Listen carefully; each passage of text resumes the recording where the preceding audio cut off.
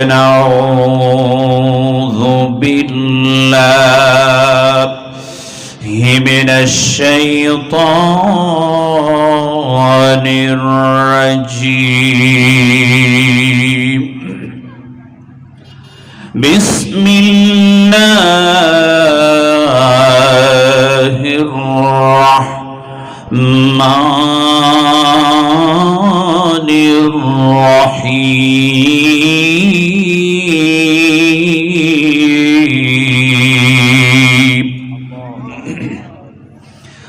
ولنبلونكم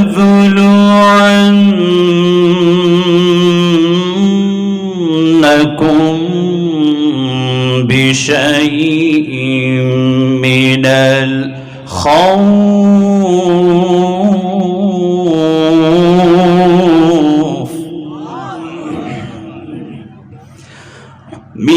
الخوف والجوع ونقص من الأموال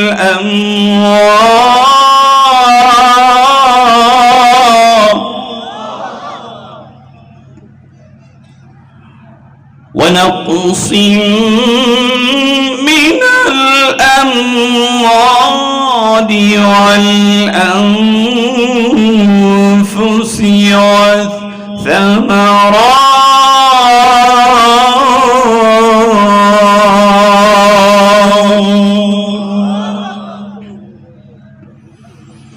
وبشر الصابرين.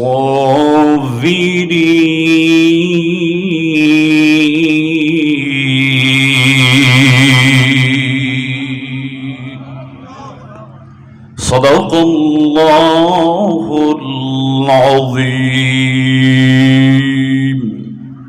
عن أنس عن النبي صلى الله عليه وسلم قال: ثلاثة من كن فيه وجد حلاوة الإيمان: أن يكون الله ورسوله أحب إليه مما سواهما، وأن يحب المرء لا يحبه إلا لله، وأن يكره أن يعود في الكفر كما يكره أن يقذف في النار. رواه البخاري. إن الله وملائكته يصلون على النبي يا أيها الذين آمنوا صلوا عليه وسلموا تسليما. اللهم صل على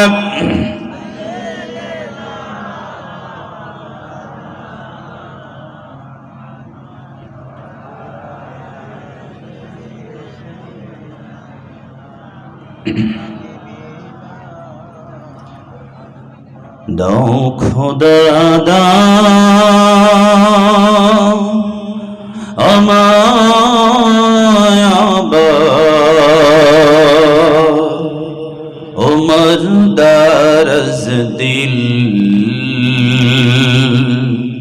দাও খোদা দাও আমায় আবার ওমর দারজ দিল। দাওয়ালির মতো বীর সেনানী, আলীর মতো বীর সেনানী জগতে নিখিল। দাও খোদা দাও আমায় আবার ওমর দারজ দিল। দাও খোদা দাও আমায় আবার ওমর দারজ দিল। আলহামদুলিল্লাহ। রাসূল সাল্লাল্লাহু আলাইহি ওয়াসাল্লাম তার নবুয়তের জীবনে যত বক্তব্য দিয়েছেন, যত ওয়াজ করেছেন, প্রত্যেকটি বক্তব্য তিনি শেষ করেছেন রাত 10টার আগে। রাত 10টার আগে না পরে? আগে। কথা জোরে বলেন না, আগে না পরে? আগে। মেডিকেল সায়েন্স, আমি বলেছি science is blessing two mankind. বিজ্ঞান হচ্ছে মানুষের জন্য আশীর্বাদ। পৃথিবীতে বিজ্ঞান যত উন্নত হবে, মানুষের জন্য কোরআন এবং সুন্নাহ যত সহজ হবে। ইয়াসিন ওয়াল কুরআনিল হাকিম। হাকিম শব্দটি 4টি অর্থে আল্লাহ কোরআনে ব্যবহার করেছেন। সূরা ইয়াসিনে আল্লাহ যে হাকিম শব্দ ব্যবহার করেছেন, এর অর্থ হলো সায়েন্স, বিজ্ঞান। আল্লাহ পাক বলে সায়েন্টিফিক, বিজ্ঞানময় একটি কিতাব আমি তোমাদেরকে দিয়েছি। সুবহানাল্লাহ পড়বেন না? রাসূল 10টার আগে ওয়াজ শেষ করতেন, ঘুমোতে যেতেন, 3টার সময় উঠে তাহাজ্জুদের নামাজে দাঁড়াতেন। মেডিকেল সায়েন্স আমাদেরকে বলে হিউম্যান ব্রেইন রাত 10টা যখন বেজে যায়, মানুষের ব্রেইন থেকে একটা হরমোন নিঃসরণ হয়, একটা রস বের হয়, এটা হলো ঘুমের হরমোন। কিসের? রাত 10টা বাজলে ব্রেইন মানুষকে ঘুমের সিগন্যাল দেয়। এই জন্য 10টার পরে হালকা একটু ঘুমের ভাব চলে আসে আমাদের। আসে না? কথা কন না কেন আপনারা? আসেন। রাত 10টা থেকে রাত 3টা পর্যন্ত কন্টিনিউ এটা বের হয়। একজন মানুষ যদি কন্টিনিউয়াসলি অনেক দিন এই 5 ঘন্টা না ঘুমায়, তার ব্রেন স্ট্রোক হওয়ার সম্ভাবনা থাকবে, হার্ট অ্যাটাক হবে, ব্লাড প্রেশার হবে, ডায়াবেটিস হবে। এই অসুখগুলি এখন কম না বেশি? মডার্ন সিভিলাইজেশন, আধুনিক সভ্যতার এই যুগে আমার ইয়াং জেনারেশন, আমার যুবকেরা ফেসবুক শরীফ চালায় রাত 3টা পর্যন্ত। কথা কয় না? কে আছে না? নাই। ঠেলাঠেলি শুরু হইলে আর বের হওয়ার কোনো পথ নাই। এমন যন্ত্র তোমার হাতে দিয়ে দিয়েছে, বর্তমান যুবকদেরকে ধ্বংস করবার জন্য এই মোবাইলই যথেষ্ট। কথা জোরে কোন, ঠিক কিনা? অ্যাডিক্টেড হয়ে গেছি আমরা। ফেসবুকে ঢুকলে বের হওয়ার আর সময় আমরা পাই না। আমরা ঘুমিয়ে যাই 4টার সময়, উঠি সকাল 10টায়, আর মনে করি অনেক বেশি মডার্ন হয়ে গেছি। আমি বলেছি রাসূলের সুন্নাহ আছে যেখানে, মানবতার কল্যাণ আছে সেখানে। জোরে কোন, ঠিক কিনা? আপনাদের সাতক্ষীরা শহরে যাবেন, দেখবেন বড় বড় হোটেল আছে, আছে না? অত্যাধুনিক হোটেল আছে, খাবার পাবেন, ফ্রাইড রাইস, চিকেন ফ্রাই, এরপরে রাজালা, এরপরে গ্রিল। গ্রিল চেনেন আপনারা? এই যুবকরা একটু আওয়াজ দেবে আমার সাথে, গ্রিল জানো? এই গ্রিল না কিন্তু আবার ব্রয়লার মুরগির পাছার মধ্যে গ্রিল ঢুকায় এরকম করে ঘোরায়, আর নিচ দিয়ে আগুন জ্বলে। আপনারা দেখেন নাই? হোটেলের সামনে টাঙায় রাখছে। আপনি যদি ভিতরে গিয়ে বলেন যে আমার গ্রিল দেন, আর কি বলে ফ্রাইড রাইস দেন, অথবা রুটি দেন, নান রুটি দেন, দেখবেন গ্রিলের সাথে সাথে বড় বড় চামচ দেয়। দেয় কি দেয় না? মানে তুমি চামচ দিয়ে খাও। এখন তুমি যদি চামচ বাদ দিয়ে হাত দিয়ে খাওয়া শুরু করে দাও, হোটেলের ম্যানেজার আর মেসিয়ার চিন্তা করবে, আল্লাহ এ কোন গ্রাম থেকে আসছে, তো চাষা নাম্বার 1। কথা কয় না কেন? আমি বলেছি যারা চামচ দিয়ে খায় এরা হলো মূর্খ, জানে না, চাষা নাম্বার 1। আর যারা হাত দিয়ে খায় এরা হলো মডার্ন, এরা হলো আধুনিক। কথা কোন, ঠিক কিনা? এটা আমার কথা নয়, এটা বিজ্ঞানের কথা, এটা রাসূলের কথা। সুবহানাল্লাহ পড়েন। রাসূল সাল্লাল্লাহু আলাইহি ওয়াসাল্লাম 1500 বছর আগে বলেছেন, ওয়া ইন্নাল বারাকাতা ফি আখিরিহি, খাওয়ার শেষে যেটা থাকে তার ভিতরে বরকত থাকে। সুবহানাল্লাহ পড়বেন না? আমার কথা কি বুঝতে আপনাদের কোনো অসুবিধা হচ্ছে? পিছনের ভাইরা কি ক্লিয়ার বুঝতে পারছেন কথা? খাবার শেষে যেটা থাকে তার ভিতরে কি থাকে? বরকত থাকে। রাসূল খাবার পরে প্লেটটা চেটে চেটে খেতেন, আঙ্গুলগুলি চেটে চেটে খেতেন। মেডিকেল সায়েন্স আমাদেরকে বলে মানুষ খাবার পরে যদি আঙ্গুলগুলি চেটে চেটে খায়, ভিটামিন বি কমপ্লেক্স, অদৃশ্য হজম শক্তি আল্লাহ আঙ্গুলের মাথার সামনে দিয়ে বের করে দেন। আপনার খাবারকে হজম করার জন্য যা শক্তির প্রয়োজন হয় বের করে খাবারকে হজম করে দিয়ে আপনার পেটটাকে গ্যাস মুক্ত করে দেন। সুবহানাল্লাহ কবে না? তাহলে সুন্নাহ যেখানে, কল্যাণ সেখানে। জোরে কন না কেন, ঠিক না? আমরা সুন্নাহ অনুযায়ী কথা বলার চেষ্টা করব। আল্লাহ আমাদেরকে কবুল করে। জোরে বলেন আমিন। বাবার কথা, দাদার কথা, ওই কথা বলে আমি সময় নষ্ট করতে চাই না। আমি যতক্ষণ বলবো সায়েন্টিফিক দালিলিক ভিত্তিতে, অথেন্টিক সোর্স থেকে, সরাসরি কোরআন থেকে কথা বলার চেষ্টা করব। আপনাদের কোনো অসুবিধা আছে নাকি বাবার গল্প দিয়ে সময় নষ্ট করব? আমি এগুলি আমরা করতে চাই না। বর্তমান আরবিতে নাম্বার 2 আরেকটি কথা বলে দেই, one kinds of Tafsir class. আমি বলেছি প্রত্যেকটা তাফসীর মাহফিল এক একটা কোরআনের ক্লাস। আলহামদুলিল্লাহ কোন? যারা এখানে কথা বলবেন তারা টিচার, যারা শুনবেন তারা স্টুডেন্ট। রাসূল বলেছেন কেউ যদি কোরআনের স্টুডেন্ট হয়, খায়রুকুম মান তাআল্লামাল কুরআন ওয়া আল্লামা, এই পৃথিবীতে শ্রেষ্ঠ মানুষ হলো তারা যারা কোরআন শিক্ষা করে এবং শিক্ষা দেয়। সুবহানাল্লাহ পড়বেন না? তাহলে আপনারা এখানে শ্রেষ্ঠ মানুষ। জোরে কোন, ঠিক কিনা? সুতরাং যতক্ষণ শুনবেন কোরআনের ছাত্র হয়ে শুনবেন। রহমত নাজিল করবে কে? আপনাদের এলাকার স্কুল, কলেজ, ইউনিভার্সিটি, মাদ্রাসা, একটু ইকোটা হালকা কমাই দাও, হ্যাঁ হালকা একটু করে। যে প্রতিষ্ঠানগুলি আছে এগুলিতে যখন ক্লাস শুরু করে দেয় টিচাররা, ক্লাসে টিচারের অনুমতি ছাড়া কোনো স্টুডেন্ট, কোনো ছাত্র উঠাউঠি করে? কথা কয় না কেন? করে। আমি যখন মাদ্রাসায় পড়েছিলাম তখন আমি দেখেছি ছাত্ররা যদি বেয়াদবি করতো টিচাররা পিটান দিত। ইউনিভার্সিটিতে যখন গেলাম তখন দেখলাম টিচাররা বেয়াদবি করলে ছাত্ররা পিটান দেয়। কথা কয় নাকি? 15 বছর আপনারা দেখেন নাই? বিশ্বের বিভিন্ন ইউনিভার্সিটিতে গবেষণা হয়, ডক্টরেট হয়, আর আমাদের বিশ্ববিদ্যালয়গুলিতে 5ই আগস্টের পরে আমরা দেখেছি খাটের নিচ থেকে বড় বড় রামদা বের হয়। কথা কয় ঠিক কিনা? Times Higher Education World University ranking, London ভিত্তিক একটি সংস্থা আছে।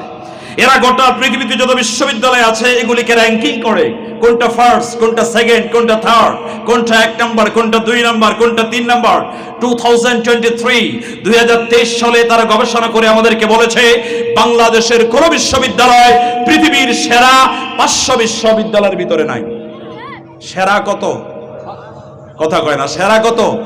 সেরা 100 যদি বলতো তাও লজ্জা কম লাগতো। ওরা বলছে সেরা 500-র মধ্যে বাংলাদেশের কোন বিশ্ববিদ্যালয় নাই। তার মানে বোঝা গেল গত 15টি বছর ধরে এই বাংলাদেশের শিক্ষা ব্যবস্থাকে ধ্বংস করে দেওয়া হয়েছে। জোরে কথা ঠিক কিনা? ডারউইনের মতবাদ শিক্ষা দেওয়া হয়েছে, সেকুলারিজম শিক্ষা দেওয়া হয়েছে। আমরা বলতে চাই আগামীর শিক্ষা ব্যবস্থা হবে কোরআনের শিক্ষা ব্যবস্থা। জোরে কথা ঠিক কিনা? আমরা দেখেছি জাহাঙ্গীরনগর ইউনিভার্সিটির একজন টিচার যে তার পিতামাতাকে বৃদ্ধাশ্রমে পাঠিয়ে দিয়েছে। How is it possible? একজন বিশ্ববিদ্যালয়ের টিচার যে তার পিতামাতাকে বৃদ্ধাশ্রমে পাঠায়, সে শিক্ষিত হতে পারে, ওটা আমরা শিক্ষিত বলতে পারি না। কথা জোরে কর না কেন? Bangladesh one of the corrupt country in the world. বর্তমান পৃথিবীতে বাংলাদেশ একটি দুর্নীতিগ্রস্ত দেশ হিসেবে পরিচিতি পেয়েছে। কারা দুর্নীতি করে?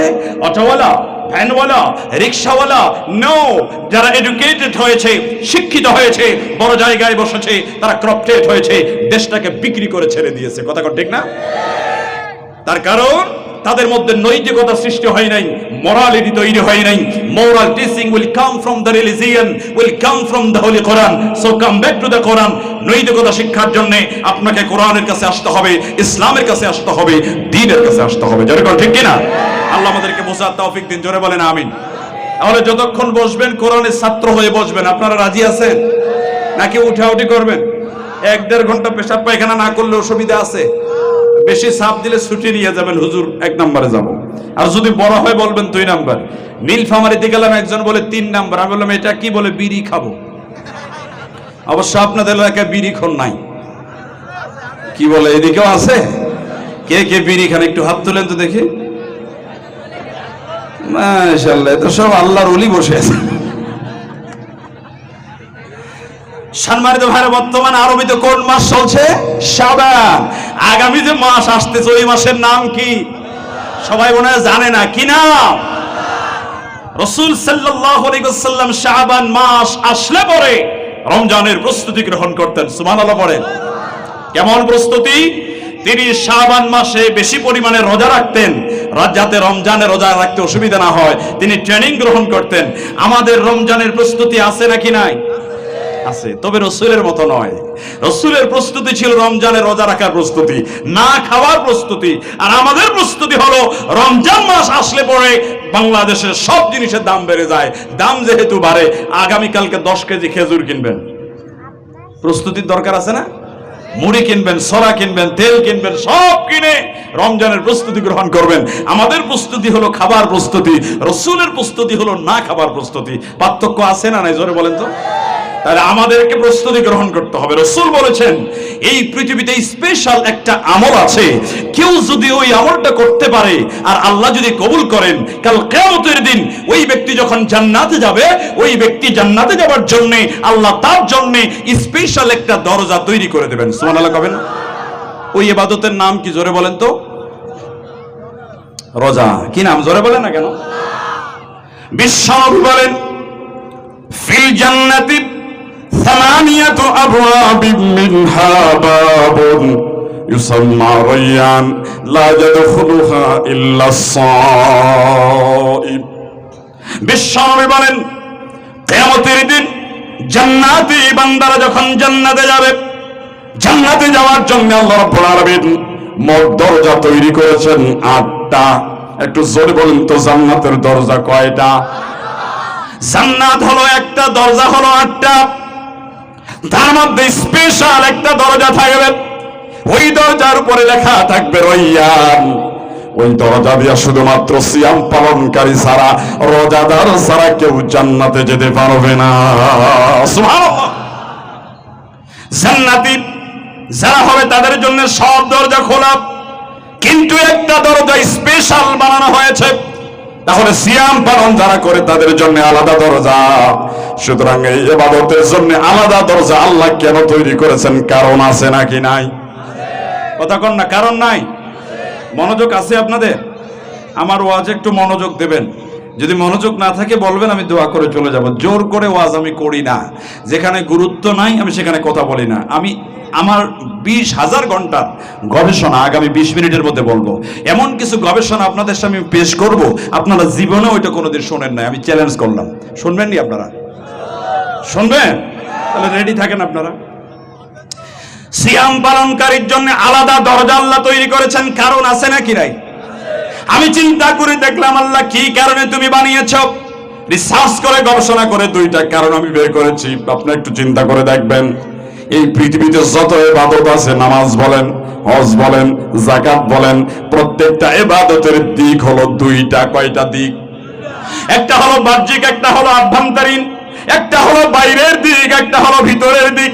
যেমন নামাজ, অনেক মানুষ আছে আল্লাহকে খুশি করার জন্য নামাজ পড়ে, আবার অনেক মানুষ আছে মানুষকে দেখানোর জন্য নামাজ পড়ে। এরকম মানুষ আছে না? না।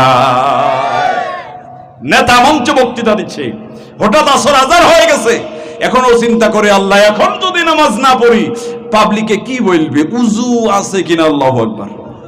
এরকম 2 নম্বর নেতা বাংলাদেশে আছে না নাই? দেখবেন জীবনেও মাথায় টুপি দেয় না, নির্বাচন আসলে টুপি খোলে না। এরকমও আছে নাকি নাই? চাচা তেলের দোকান করে, তেলের মধ্যে ভেজাল নাই, টুপি আছে, দাড়ি আছে, জুব্বা আছে, 5 ওয়াক্ত নামাজও পড়ে, আবার তেলের মধ্যে ভেজালও দেয়। এরকম চাচাও আছে না নাই? ওরে জিজ্ঞেস করে হলো, চাচা ঘটনা কি? আপনি মাথায় টুপি দিয়ে দাড়ি রাখে ভেজাল দেন কেন? তাড়াতাড়ি টুপিটা খোলেন, পকেট থেকে আরেকটা টুপি বের করে দেখায়, ভাবি যায় এই যে দেখ, এটা হলো নামাজ পড়া টুপি, এটা হলো তেল বিক্রি করা টুপি। এরকম ধান্দাবাজ বাংলাদেশে আছে না? মাদ্রাসার প্রিন্সিপাল ঘোষণা করেছে, আমার লিল্লা বোর্ডিং এর ছাত্র যারা আছো, ফজরের নামাজের জামাত যদি কেউ না পায়, সারাদিন তার খানা বন্ধ। এখন সব জায়গায় 2-1টা দুষ্ট পোলাপান আছে না নাই? এরা চিন্তা করে, আল্লাহ এমনি নামাজ পড়ি না পড়ি, ফজর তো পড়াই লাগবে। কথা কয় নাকি? কারণ ফজর গেল তো খাওয়া গেল। একদিন কয়েকটা ছেলে নাকি নামাজ পায় নাই। প্রিন্সিপাল চিন্তা করে একটু দেখে আসি কারা কারা নামাজ পায় নাই। ঘরের পাশ দিয়ে হেঁটে যাচ্ছে, ভিতর থেকে আওয়াজ আসছে, আল্লাহু আকবার, সামি আল্লাহু লিমান হামিদা, আল্লাহু আকবার। প্রিন্সিপাল চিন্তা করে, যাক জামাত পায় নাই, মনে হয় নতুন করে জামাত করতেছে। জানালার ফাঁক দিয়ে উকি মারা দেখে কম্বলের ভিতর থেকে মুখ বের করে আল্লাহু আকবার। এরা কার জন্য তাকবীর দেয়? আল্লাহর জন্য না ভাত খাওয়ার জন্য? তাহলে প্রত্যেকটা ইবাদতের দিক হলো 2টা, একটা আল্লাহর জন্য, একটা মানুষের জন্য। কথা কয় না, ঠিক কিনা? অনেক মানুষ আছে হজ করে আলহাজ লেখার জন্য, অনেক মানুষ যাকাত দেয় তার নামের জন্য, আবার আল্লাহর জন্য অনেকে দান করে গোপনে গোপনে। তাহলে প্রত্যেকটা ইবাদত 2 ভাবে করা যায়। পৃথিবীতে একমাত্র ইবাদত রোজা, কোন পাগলও 14 ঘন্টা মানুষকে দেখায়া না খেয়ে থাকবে না। কি দরকার? যদি বেশি পিপাসা লাগে ঘরে যাবেন, গেট লাগাই দেবেন, এক ঢোক মেরে দিবেন, আবার বের হয়ে যাবেন, কেউ দেখবে না। কিন্তু আপনারা কি খান? আল্লাহ, যারা কথা কয় না তারা খান মনে হয়। আপনারা খান? আপনারা খান না কারণ আপনারা জানেন কেউ যেটা দেখে না ওটা দেখে কে? এর নাম হলো তাকওয়া। সুবহানাল্লাহ পড়ে। এটার নাম কি? তাকওয়া। এই তাকওয়ার শিক্ষা শুধুমাত্র রমজান মাসে না রেখে আপনার চাকরি বাকরি, আপনার অফিস আদালত, আপনার সেক্রেটারিয়েট সব জায়গায় ছড়িয়ে দিতে পারলে পরে এই বাংলাদেশ দুর্নীতিমুক্ত হতে একদিনও সময় লাগবে না। ঠিক না? বিশ্বনবী বলেন, যারা সিয়াম পালন করে, যারা রোজা রাখে, তাদের জন্য আল্লাহ পক্ষ থেকে 2টা খুশির সময়। জোরে কোন তো কয়টা? যারা সিয়াম পালন করে তাদের খুশির সময় হলো 2টা। লিসাইমি ফারহাতান, ফারহাতুন ইনদা ফিতরিহি ওয়া ফারহাতুন ইনদা লিকাই রাব্বিহি। যারা সিয়াম পালন করে তাদের একটা খুশির সময় হলো ইফতারের সময়। ঠিক না ভাই?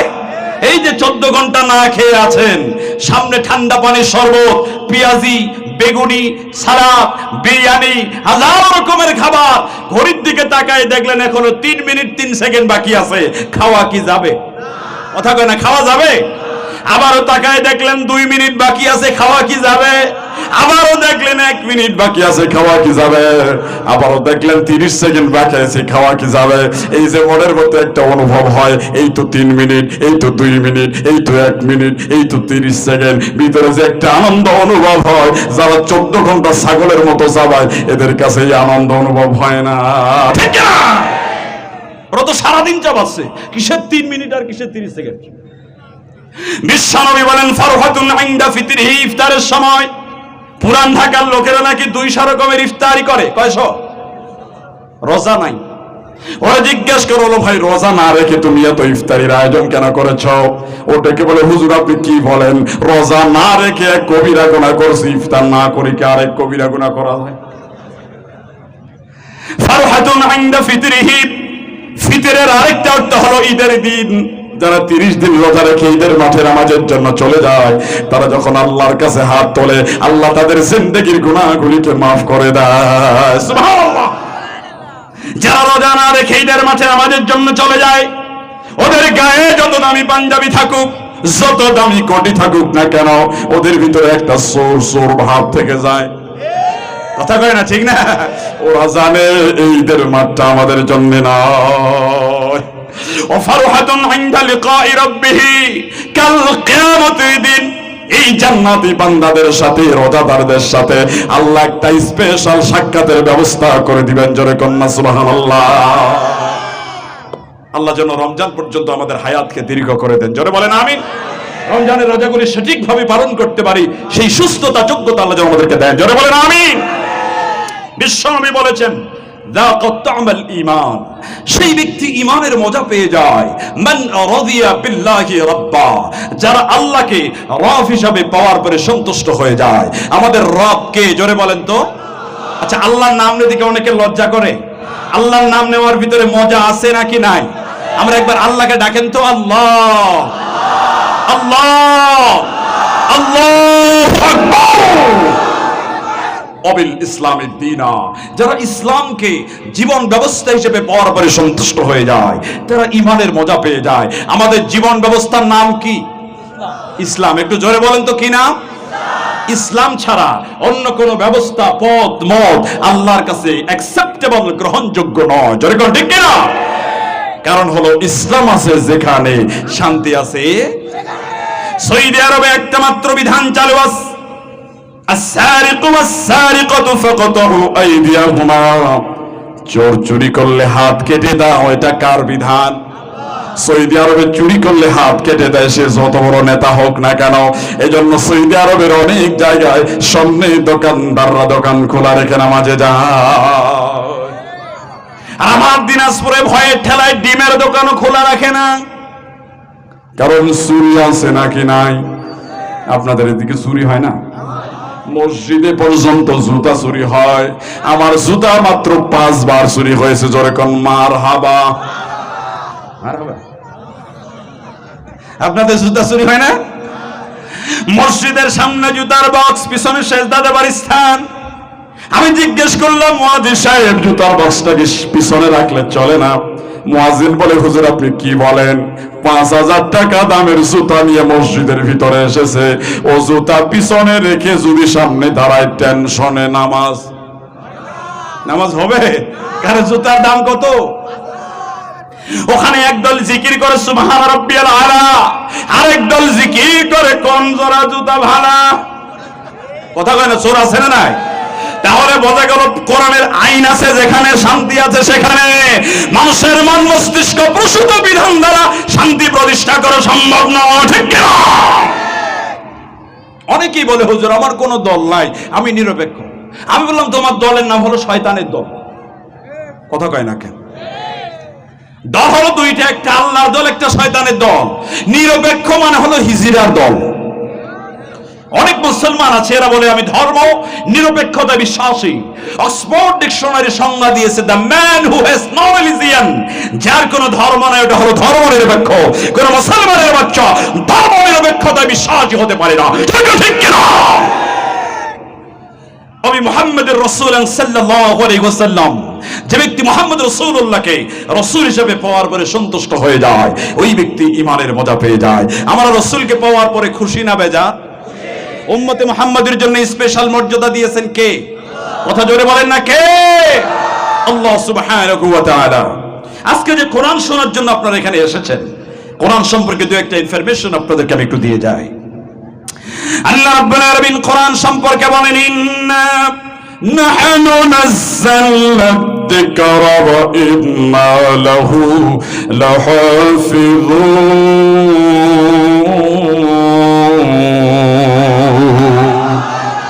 কোরআন শুনতে ভালো লাগে না খারাপ লাগে? আমার কাছে 7 রকমের তেলাওয়াত আছে, আপনারা শুনবেন?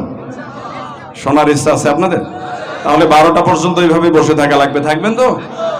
মাশাআল্লাহ। আল্লাহ পাক বলেন নাহনু নাযালনা যিকির, যিকির মানে হলো কোরআন। যিকির মানে কি? যিকিরের 5টি অর্থ আছে কোরআনে, অথচ এই বাংলাদেশে এমনও দরবার আছে, এক এক দরবারে এক এক স্টাইলের জিকির আছে না নাই? আজকে আস্তে আস্তে দেখলাম বাসের মধ্যে শুধু আওয়াজ করে জিকিরের আওয়াজ। স্টাইল আছে না? এক দরবারে দেখলাম জিকির করতে করতে গাছের উপরে উঠে বসে আছে। আমি বললাম ভাই ওনার কি প্রবলেম? আমারে বলে হুজুর আপনি বুঝবেন না, উনি জিকিরে ফিকিরে আছেন। কিসে আছেন? আমি বললাম গাছে উঠছে কেন? বলে ওনার এশক উঠেছে। কি উঠছে? আমি বললাম এত এশক যদি উঠে ওরে শিমুল গাছে তুলে দাও। কথা কয় নাকি? শিমুল গাছে উঠবে? মিয়া ভণ্ডামি করার জায়গা পাও না। জিকির কেমনে করা লাগে কোরআন 1000 বছর আগে বলেছে। কোরআন বলছে আইয়ুহাল্লাযীনা আমানু যকুরুল্লাহা যিকরান কাসীরা। জোরে কোন আল্লাহু আকবার। উযকুরুল্লাহা যিকরান কাসীরা, আহজাবের 41 নম্বর আয়াত। এই আয়াতের তাফসীর করেছেন তাফসীরে মাযহারি, তাফসীরে রুহুল মাআনি, তাফসীরে বায়ানুল কোরআন। অধিকাংশ মুফাসসির একমত পোষণ করেছেন উযকুরুল্লাহ যিকরান কাসীরা, এর মানে লা ইলাহা ইল্লাল্লাহর জিকির না, এর মানে ইল্লাল্লাহর জিকির না, এর মানে নিজের ব্যক্তি জীবন, নিজের পারিবারিক জীবন, নিজের সামাজিক জীবন, নিজের রাষ্ট্রীয় জীবন, রান্নাঘর থেকে পার্লামেন্ট পর্যন্ত জীবনের সব জায়গায় আল্লাহর বিধান মানার নাম হলো আল্লাহর জিকির। ঠিক না? সব জায়গায় মানতে হবে কাকে? আল্লাহ সুবহানাহু ওয়া তাআলাকে। সম্মানিত ভাইরা আমার, আল্লাহ পাক বলেন কোরআন নাযিল করেছি আমি, আর এই কোরআনকে হেফাজতের দায়িত্ব গ্রহণ করেছি আমি আল্লাহ। যদি কোনো হাত কোরআনকে দুনিয়া থেকে বিদায় করতে চায়, ওই হাত আল্লাহ ভেঙে চুরমার করে দেয়। ঠিক না? এই কোরআন শুনতে সবার প্রথম বাধা দিয়েছিল আবু জাহেল। সে তার পার্লামেন্টে আইন করেছে লা তাসমাউ লিহাদাল কোরআন, খবরদার খবরদার কোরআন শুনতে যেও না। আবু জাহেল কোরআন শুনতে মানুষকে বাধা দিয়েছে, যারা কোরআন পড়েছে তাদের উপর নির্যাতন চালিয়েছে। এজন্য টেকনাফ থেকে শুরু করে তেতুলিয়া পর্যন্ত আমি খুঁজে খুঁজে দেখলাম, একটা মানুষও খুঁজে পেলাম না যে তার ছেলের নাম রেখেছে আবু জাহেল। আপনাদের এলাকায় আছে আবু জাহেল নামের কেউ আছে? চাঁপাইনবাবগঞ্জে ওয়াজ করতে গেলাম, ওয়াজের পরে একজন ডেকে বলে হুজুর একটু দোয়া করে দেন, আমার নাম কিন্তু জিবরাইল। কিনা? আর একজন এসে বলে হুজুর আমার নাম মিকাইল। মনে মনে চিন্তা করলাম আল্লাহ কোন এলাকায় আসছি না জানি, আবার আজরাইলও আসে। কথা কয় না কেন? আবু জেহেল নাম রাখা তো দূরের কথা, ওর নাম নিতে পর্যন্ত পৃথিবীর মানুষ ঘৃণা করছে। একটাই কারণ, সে কোরআনের বিরোধিতা করেছে। কোরআন যারা পড়েছে তাদের উপর নির্যাতন চালিয়েছে। আবু জেহেলের পথকে অনুসরণ করে এই বাংলাদেশে 15 বছর ধরে যারা কোরআনের মাহফিল বন্ধ করেছে, কোরআন ওয়াদের উপর নির্যাতন চালিয়েছে, কোরআনের পাখিকে দুনিয়া থেকে বিদায় করেছে, আবু জেহেলের মতো এই জালেমদের নাম নিতেও এদেশের মানুষ ঘৃণা করবে। যারা বলে ঠিক না? সম্মানিত ভাইরা আমার, ওয়ানাজ্জালনা আলাইকাল কিতাবা তিবয়ানাল লিকুল্লি শাই। Chemistry, physics, biology, geology, astronomy, human embryology, পৃথিবীতে জ্ঞান বিজ্ঞানের এমন কোন শাখা নাই আল্লাহ যেটা কোরআনে উল্লেখ করেন নাই। সুবহানাল্লাহ পড়বেন না? গত মাসে আমি গিয়েছিলাম মালয়েশিয়াতে। IIUM, international Islamic university of মালয়েশিয়াতে আমার কয়েকটা সেমিনার ছিল। আমি সেখানে যাওয়ার পরে তাদের একটা থিসিস গবেষণা আমি পড়েছি। আপনারা অবাক হবেন, মনোযোগ আসেনি আপনাদের? আমি তাদের একটা গবেষণা পড়ে দেখলাম, মানুষের বয়স, যারা যুবক তারা ভালো করে শুনবা, এদের খুব কাজে লাগবে এই ওয়াজটা। মানুষের বয়স যখন 35 বছর হয়, কয় বছর? 35-এর কম আছেন কে কে? হাত তুলেন তো দেখি। 35-এর নিচে বয়স কাদের? মাশাআল্লাহ 1%, হাত নামান। আচ্ছা, মানুষের বয়স যখন 35 হয়, হিউম্যান ব্রেইন, মানুষের ব্রেইন থেকে একটা হরমোন নিঃসরণ হয়, একটা রস বের হয়। 35 বছর পর্যন্ত এই হরমোনটা কন্টিনিউয়াসলি বের হয়। এটা হলো যৌবনকে ধরে রাখবার হরমোন, তারুণ্যকে ধরে রাখবার হরমোন। যখন 35 পেরিয়ে যায়, এটা বের হওয়া আস্তে আস্তে কমে যায়, মানুষ বার্ধক্যে উপনীত হয়। তার দাড়ি পাকে, চুল পাকে, কানে কম শুনি, চোখে কম দেখে, যৌবন শক্তি হারিয়ে যায়। এটা 35-এর আগে না পরে? পরে 35-এর পরে এটা আস্তে আস্তে কমে যায়। জাপানের বিজ্ঞানীরা রিসার্চ করলো, গবেষণা করলো, পৃথিবীতে সবচাইতে দীর্ঘায়ু দেশ বলা হয় জাপানকে। কোন দেশকে? জাপানের মানুষরা সবচেয়ে বেশি হায়াত পায়। জাপানের বিজ্ঞানীরা রিসার্চ করতে লাগলো, যেই হরমোনটা দিয়ে মানুষের যৌবন ঠিক থাকে, এটা যদি বের হতেই থাকে, বন্ধ না হয়, তাহলে মানুষ তো বুড়া হবে না, এরা চির যৌবন থাকবে, এরা যুবক থাকবে, যৌবন হারাবে না। তাহলে ওই ঔষধটা আমাদেরকে আবিষ্কার করতেই হবে। ওই ঔষধ যদি আবিষ্কার করা যায়, বুড়া না হওয়া ঔষধ, তাহলে 3 বিঘা জমি বিক্রি করে হইলেও মানুষ ঔষধ কিনবে। কথা কয় না কেন? ঠিক না? কারণ আপনারা কি বুড়া হতে চান? বুড়া হতে চান না? বুড়া হতে আমরা চাই না, কারণ চুল পাকলে কলপ করি, এরপরে বয়স 65, দাড়ি এমন সফান সফা, দেখলে মনে হয় 35। বেটা দেখলে 35 হলে কি হবে? ভিতরে তো 65। কথা কয় না কেন? ঠিক না? তাহলে আমরা বুড়ো কেউ হতে চাই না। জাপানের বিজ্ঞানীরা চিন্তা করলো, এই মেডিসিন যদি আমরা আবিষ্কার করতে পারি, পৃথিবীর সবচাইতে দামি ঔষধ হবে এটাই। কথা কন ঠিক না? জাপানের বিজ্ঞানীরা গবেষণা শুরু করলো, রিসার্চ করলো, কন্টিনিউয়াসলি একটানা তারা 10 বছর গবেষণা করলো, কিন্তু ঔষধ খুঁজে পায়। এরপরে তারা কোরআন তেলাওয়াত শুরু করলো। সুবহানাল্লাহ পড়বে না? আল্লাহর কোরআন তেলাওয়াত করতে গিয়ে তারা পড়লো, ওয়ানাজ্জালনা আলাইকাল কিতাবা তিবয়ানাল লিকুল্লি শাই। আল্লাহ পাক বলেন, এমন কোন বিষয় নাই আমি যেটা কোরআনের ভিতরে উল্লেখ করি নাই। আল্লাহ পাক বলেন, এই কোরআনটা হলো তোমাদের জন্য সবচাইতে বড় ঔষধ।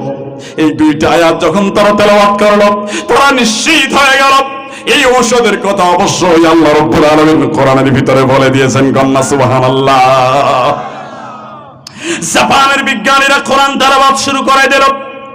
কোরআন আল কারীমের 30 পারার একটা ছোট্ট সূরা যখন তারা তেলাওয়াত করলো, ওই সূরার মধ্যে মানুষের যৌবন ধরে রাখবার মেডিসিন তারা পেয়ে গেল। চিৎকার মেরে কন্না সুবহানাল্লাহ। কোরআন পড়লো তারা, ওয়াত-তিনি ওয়াজ-যাইতুনি ওয়া তুরি সিনিনা ওয়া হাযাল বালাদিল আমিন।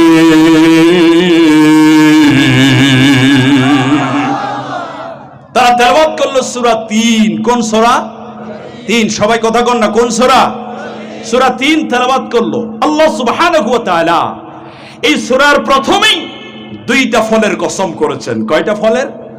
2টা ফলের কসম করেছেন। আল্লাহ সুবহানাহু ওয়া তাআলা যদি কোনো কিছু নাম ধরে ধরে কসম করেন, বুঝতে হবে ওই জিনিসটা অতীব গুরুত্বপূর্ণ। কথা কন না কেন? এই 2টা ফলের কসম যখন তারা তেলাওয়াত করলো, জাপানের অমুসলিম বিজ্ঞানীরা কোরআন তেলাওয়াত করছে, ওরা চিন্তা করলো, আল্লাহ রাব্বুল আলামিন যেহেতু 2টা ফলের কসম করেছেন নাম ধরে ধরে, তাহলে বুঝতে হবে অবশ্যই এটা গুরুত্বপূর্ণ ফল। ওই ফলটা তারা রিসার্চ করলো, গবেষণা করলো। গবেষণা করার পরে তারা আমাদেরকে উত্তর দিয়ে দিল, যেই হরমোনটা মানুষের যৌবন শক্তি ধরে রাখতে পারে, ওই উপাদান আল্লাহ 2টা ফলের মধ্যে দিয়ে দিয়েছেন। সুবহানাল্লাহ। 3 এবং জৈতুন, 3 ফল তো এখন পাওয়া যায় বাজারে, মধ্যপ্রাচ্য থেকে আসে। জৈতুন এটা হলো অলিভ অয়েল, মানে জলপাইয়ের মতো দেখতে, একটু ছোট। এটা হলো অলিভ অয়েল, পৃথিবীর সবচাইতে দামি তেল। ডাক্তাররা বলে আমাদের যে অলিভ অয়েল খান, এটা শরীরের জন্য উপকার। আমি বললাম খাবো কেমনে? দাম তো একেবারেই কম, মাত্র 3000 টাকা কেজি। কত কেজি? কত? 3000। ডাক্তাররা বলে অলিভ অয়েল খান। তিন এবং জাইতুন ফলের মধ্যে আল্লাহ যৌবন ধরে রাখার উপাদান দিয়েছেন। ওয়াজ কিন্তু শেষ না, কেবল মজা শুরু হইলো। গবেষণা কি শেষ করে দেবো না? বলবো, এটা বলবো আপনাদেরকে। জাপানের বিজ্ঞানীরা তিন এবং জাইতুন খাওয়া শুরু করে দিল। বছরের পর বছর তারা তিন আর জাইতুন খায়, কিন্তু তারপরও তাদের দাড়ি পাকে, চুল পাকে, বুড়া হয়। কাজ যেরকম হওয়ার দরকার সেরকম কাজ হয় না। যখন তারা কোনো উপকার পায় না, তারা জাপান থেকে সফর করে মিশরে চলে গেল। কোথায় গেল? মিশরের সবচেয়ে পুরনো বিশ্ববিদ্যালয় আল আজহার ইউনিভার্সিটিতে তারা গেল। আল আজহার বিশ্ববিদ্যালয়ের একজন বিজ্ঞানীর তারা শরণাপন্ন হলো। একজন মুসলিম বিজ্ঞানীর সামনে গিয়ে তারা তাদের গবেষণাগুলি পেশ করার পরে তারা ডেকে ডেকে বলে, স্যার, মানুষের যৌবন শক্তি ধরে রাখবার ঔষধ আল্লাহ কোরআনের ভিতরে দিয়েছেন তিন আর জাইতুন ফলের মধ্যে। আমরা গবেষণা করে দেখলাম এই দুইটা ফলের মধ্যে যৌবন ধরে রাখার ঔষধ আল্লাহ দিয়েছেন, কিন্তু আমরা অনেক বছর খাবার পরও উপকার পাই অল্প অল্প, পুরোটা পাওয়া যায় না। আপনি কি একটু গবেষণা করে দেখবেন নাকি? মুসলিম বিজ্ঞানীর কাছে যখন গবেষণা চলে গেল, উনি অবাক হয়ে গেলেন, আর পরে পরে চিন্তা করলেন, হায় রে হায়, এই গবেষণাটা করার দরকার ছিল মুসলমান বিজ্ঞানীদের, কিন্তু তারা গবেষণা করতে পারে নাই, অমুসলিম বিজ্ঞানীরা গবেষণা করেছে। এর চাইতে লজ্জার বিষয় আমার জন্য আর কিচ্ছু নাই। কি বলেন, ঠিক না? কোরআন এসেছে মুসলমানদের কাছে, তারা রিসার্চ করতে পারে না, এটা গবেষণা করেছে অমুসলিমেরা। এর চাইতে লজ্জার বিষয় আমার জন্য আর কিচ্ছু হতে পারে না। আমরা কোরআনকে বানাইছি তাবিজের বই, মরা মানুষের বই, মিলাদ খাওয়া বই, দাওয়াত খাওয়া বই। আল্লাহ কোরআন তো মরা মানুষের জন্য দেন নাই, আল্লাহ কোরআন দিয়েছেন জিন্দা মানুষের ভাগ্য পরিবর্তন করবার জন্য। জোরে কথা ঠিক কিনা? আল্লাহ জাহার বিশ্ববিদ্যালয়ের একজন মুসলিম বিজ্ঞানী নতুন করে গবেষণা শুরু করে দিলেন। গবেষণা করতে করতে 10 বছর পেরিয়ে গেছে। এরপরে তিনি উত্তরটা পেয়ে গেলেন। জাপানের বিজ্ঞানীদেরকে ফোন করলেন, ও জাপানের বিজ্ঞানীরা রে, তোমরা ঔষধ আবিষ্কার করেছো ঠিকই, কিন্তু ঔষধ খাবার নিয়মটা আবিষ্কার করতে পারো নাই। সুবহানাল্লাহ কোন না? আমি ঔষধ খাওয়ার নিয়ম আবিষ্কার করে ফেলেছি। আপনার ছেলের বয়স হলো 3 বছর। কয় বছর? ডাক্তারের কাছে যাওয়ার পরে যদি বলেন, স্যার, আমার ছেলের শরীরে খুব জ্বর এসেছে, দেখেন তো কত জ্বর। থার্মোমিটার দিয়ে লক্ষ্য করে দেখলেন তার জ্বর হলো 102 ডিগ্রি। 100 কত? এবার ডাক্তার বলে, জ্বর যেহেতু অনেক বেশি, একটা সিরাপ দিলাম, সিরাপটার নাম হলো নাপা সিরাপ। এই নাপা সিরাপ 6 ঘন্টা পর পর দিনে খাওয়াবেন 4 বার। কয়বার? এখন উনি ব্যাংকে চাকরি করেন, ওনার ওয়াইফও ব্যাংকে চাকরি করেন। উনি চিন্তা করে, আল্লাহ, দিনে 4 বার আমি কেমনে খাওয়াবো, আমি তো সারাদিন ব্যাংকে থাকি। সুতরাং সকাল বেলায় যেহেতু 4 চামচ, দিনে 4 চামচ 4 বারে খাওয়াতে হয়, 4 বার দরকার নাই, একবারে 4 চামচ মেরে দাও। অসুখ ভালো হবে? কথা কয় না ভালো হবে, উল্টা আরো ক্ষতি হবে। কথা কয় না কেন? তাহলে ওষুধ শুধু খাইলে হবে না, ওষুধ খাবার নিয়ম জানা লাগবে। জাপানের বিজ্ঞানীদেরকে উনি ফোন করে বললেন, জাপানের বিজ্ঞানীরা, তোমরা ওষুধ আবিষ্কার করেছো, কিন্তু খাবার নিয়ম আবিষ্কার করো নাই। ওই খাবারের নিয়ম আমি কোরআন থেকে গবেষণা করে পেয়ে গেছি। সুবহানাল্লাহ কবেন না? জাপানের বিজ্ঞানীদেরকে ফোন করে মিশরে নিয়ে আসা হলো। আল আজহার বিশ্ববিদ্যালয়ে একটা সেমিনারের আয়োজন করা হলো। জাপানের বিজ্ঞানীদেরকে সামনে বসায় দেওয়া হলো। এবার মিশরের বিজ্ঞানী জাপানের বিজ্ঞানীদেরকে বলো, জাপানের বিজ্ঞানীরা, ঔষধ খাবারের নিয়মটা কি হবে আল্লাহ কোরআনুল কারীমে বলে দিয়েছেন। সুবহানাল্লাহ। এবার তারা বলে, স্যার কি নিয়ম একটু আপনি বলে দেন।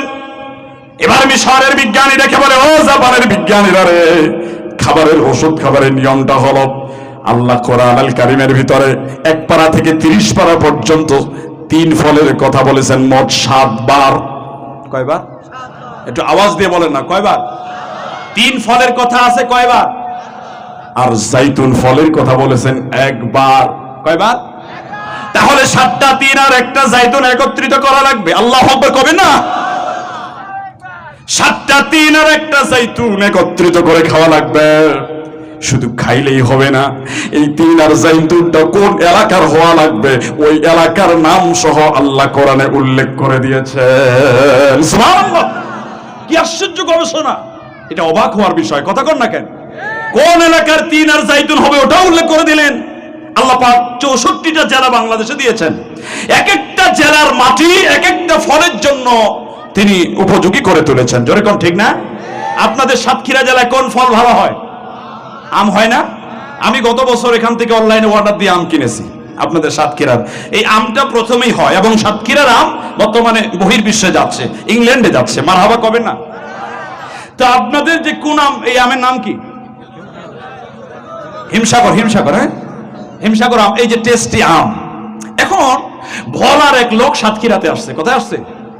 ও চিন্তা করে সাতক্ষীরার হিমসাগর এত মজা, প্রতি বছর কি আর আসা যায়? এখান থেকে 3টা সারা নিয়ে ভোলায় চলে গেছে, আর আসবো না সাতক্ষীরা। ওখানে গিয়ে আম লাগাইছে, আম হইছে ছোট ছোট, মজা মোটেও নাই। কথা কয় নাকি? আবার সাতক্ষীরা আসাই লাগবে। কথা কয় না কেন? তাহলে ওখানেও হিমসাগর হয়, কিন্তু সাতক্ষীরার মতো মজা হয় না। কথা কয় ঠিক কিনা? আমার জেলাও কিন্তু কম না, আমার বাড়ি হলো দিনাজপুর। কোথায় বাড়ি? বাংলাদেশের যত লিচু উৎপাদন হয় তার মধ্যে 75% লিচু শুধু দিনাজপুর জেলাতে হয়। নোয়াখালীর এক লোক দিনাজপুর যাওয়ার পরে বলে, আল্লাহ এত বড় সাইজ, 3000 টাকা ভাড়া দিয়ে কি আসা যায়? ও লিচু চারা নিয়ে নোয়াখালীতে লাগাইছে, হয়েছে ঠিকই, কিন্তু ছোট, মজা নাই। কথা কয় নাকি? তাহলে লিচু ওখানেও হবে, কিন্তু দিনাজপুরের মতো হবে না। সেখানকার মাটি এবং আবহাওয়া এই লিচুর জন্য পারফেক্ট। কথা কোন ঠিক কিনা? তাহলে সব জায়গায় লিচু হয়, কিন্তু দিনাজপুরের মতো নয়। হিমসাগর নোয়াখালীতেও হয়, কিন্তু সাতক্ষীরার মতো মজা নয়। তাহলে এক একটা জায়গার মাটি এক একটা ফলের জন্য আল্লাহ বিখ্যাত করেছেন। আল্লাহ ওই বিজ্ঞানীরা ডেকে বলে, ও জাপানের বিজ্ঞানীরা রে, ওই ফলটা খাইলেই শুধু হবে না, ওই ফলটা কোন এলাকার কোন জেলার হবে আল্লাহ ওই নাম উল্লেখ করে দিয়েছেন কোরআনে। কোন সুবহানাল্লাহ। নামটা বলে দেব? বলবো আপনাদেরকে? আল্লাহ পাক আয়াতের ভিতরে নামটা বললেন, ওয়া তুরি সিনিনা ওয়া হাদাল বালাদিল আমিন।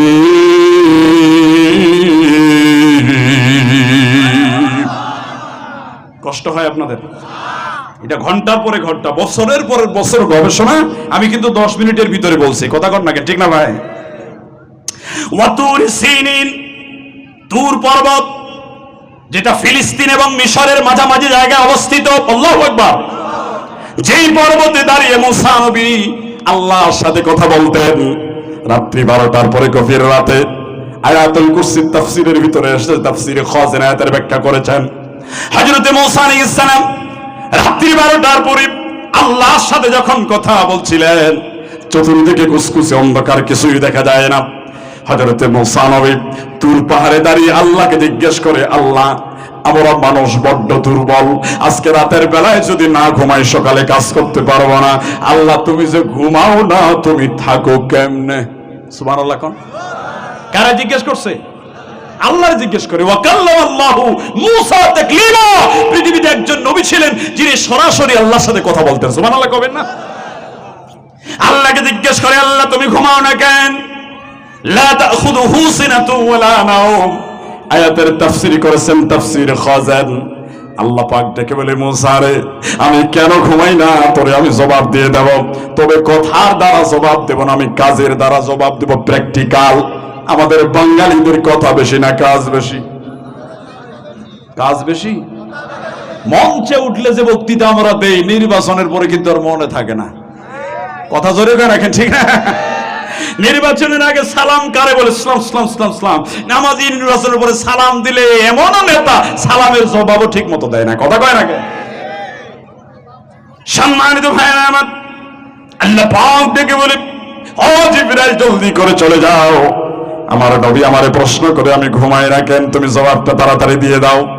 হযরত জিবরিল আলাইহিস সালাম সাথে সাথে মুসা নবীর সামনে হাজির হয়ে গেছে, কিন্তু খালি হাতে নয়, 2টা কাচের পাত্র নিয়ে মুসা নবীর সামনে হাজির হয়ে গেছে।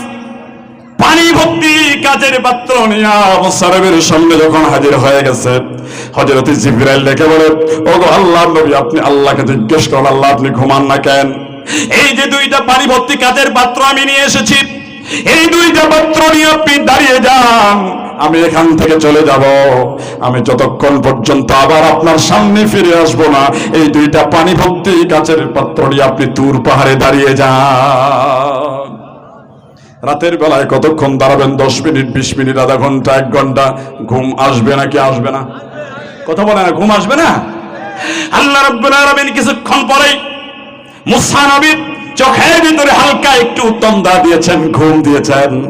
যখনই একটু তন্দ্রা চোখের ভিতরে এসেছে, হযরতে মুসা আলাইহিস সালাম আস্তে করে একটা ঝাঁকুনি মারছে। ঝাঁকুনি বোঝেন না আপনারা?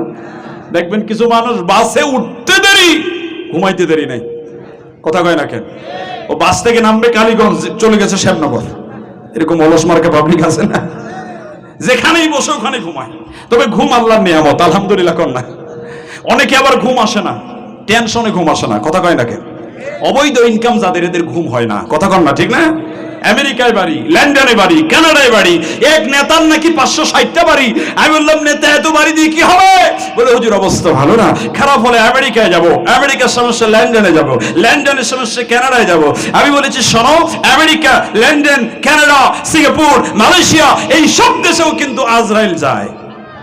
কথা কয় না কেন? ঠিক কি না? আজরাইল আসলে পালানোর জায়গা পাবে না। ঠিক কি না? সম্মানিত ভাইরা আমার, হযরত মুসা নবী কাচের পাত্র নিয়ে দাঁড়িয়ে আছে। আল্লাহ রাব্বুল আলামিন মুসা নবীর চোখের ভিতরে যখন একটু ঘুম দিয়েছেন, কাচের পাত্র কি আর পাত্র থাকে? একটার সঙ্গে আরেকটা ধাক্কা লেগে চুরমার হয়ে জমিনে পড়ে গেছে। হযরত জিবরিল সাথে সাথে মুসা নবীর সামনে হাজির। দেখে আমার নবী, আপনি আল্লাহকে জিজ্ঞেস করুন, আল্লাহ আপনি ঘুমান না কেন? 2টা কাচের পাত্র আপনাকে ধরতে দিলাম, একটুখানি ঘুম আসার কারণে 1 মুহূর্ত ধরে রাখতে পারলেন না, চুরমার হয়ে জমিনে পড়ে গেল। আল্লাহ যদি আপনার মতো 1 মুহূর্তের জন্য ঘুমায় যায়, কুল্লুম ফি ফালাকি ইয়াসবাহুন, এই পৃথিবী শুধু নয়, তারকা 1 লাখ রাখল মহাশূন্যের প্রত্যেকটা গ্রহ উপগ্রহ ঘূর্ণায়মান, ঘুরছে ঘুরছে আর ঘুরছে। আল্লাহ যদি আপনার মতো ঘুমায় যায়, এই দুনিয়া থাকবে না, আরেকটা গ্রহের সঙ্গে ধাক্কা লেগে কাচের পাত্রের মতো চুরমার হয়ে যাবে। যেরকম আল্লাহু আকবার।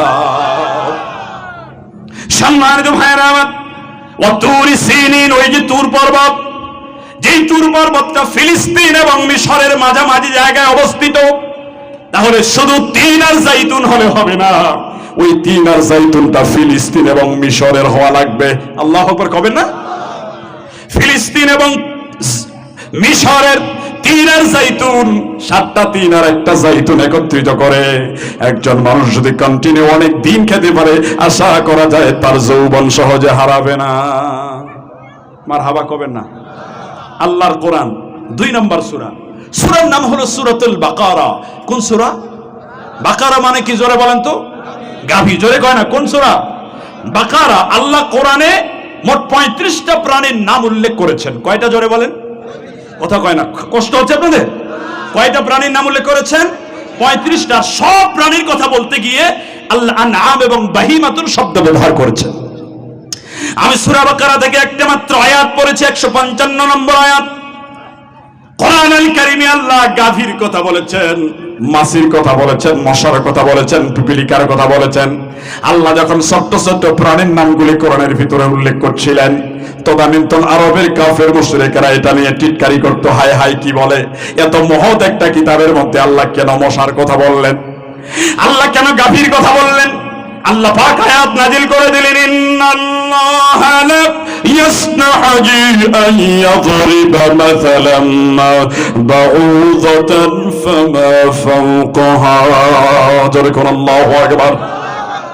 নিশ্চয়ই তোমার রব মশা কিংবা তার চাইতেও ক্ষুদ্র কোন প্রাণীর উদাহরণ দিতে লজ্জাবোধ করেন না। এই আয়াতটা নিয়ে গবেষণা হয়েছে মিশর আল আজহার বিশ্ববিদ্যালয়ে, উম্মুল কুরা মক্কা ইউনিভার্সিটিতে গবেষণা হয়েছে, আইইউএম ইন্টারন্যাশনাল ইসলামিক ইউনিভার্সিটি মালয়েশিয়াতে গবেষণা হয়েছে। এই মশা সম্পর্কে গবেষণা করতে গিয়া তারা এমন তথ্য ইনফরমেশন আমাদেরকে দিয়েছে, আপনাদেরকে বললে আপনারাও অবাক হয়ে যাবেন। আমি কিন্তু একটা বলবো, একটু হাত তুলে বলেন নাকি বলবো? মাশাআল্লাহ, লিল্লাহি তাকবীর। এই মশার কথা বলতে গিয়া আমি অবাক হয়েছি।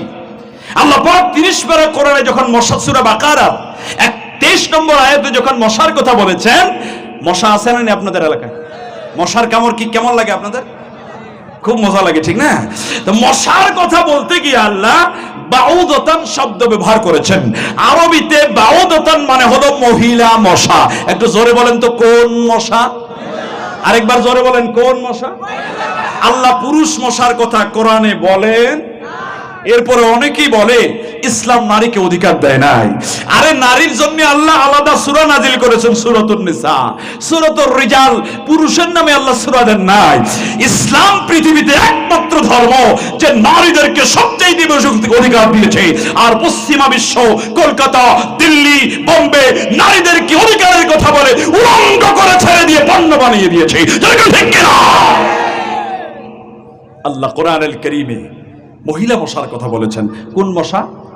আচ্ছা, ১৫০০ বছর পরে আমরা গবেষণা করে পেয়েছি শুধুমাত্র মহিলা মশা যারা, এরাই মানুষকে কামড় দেয়।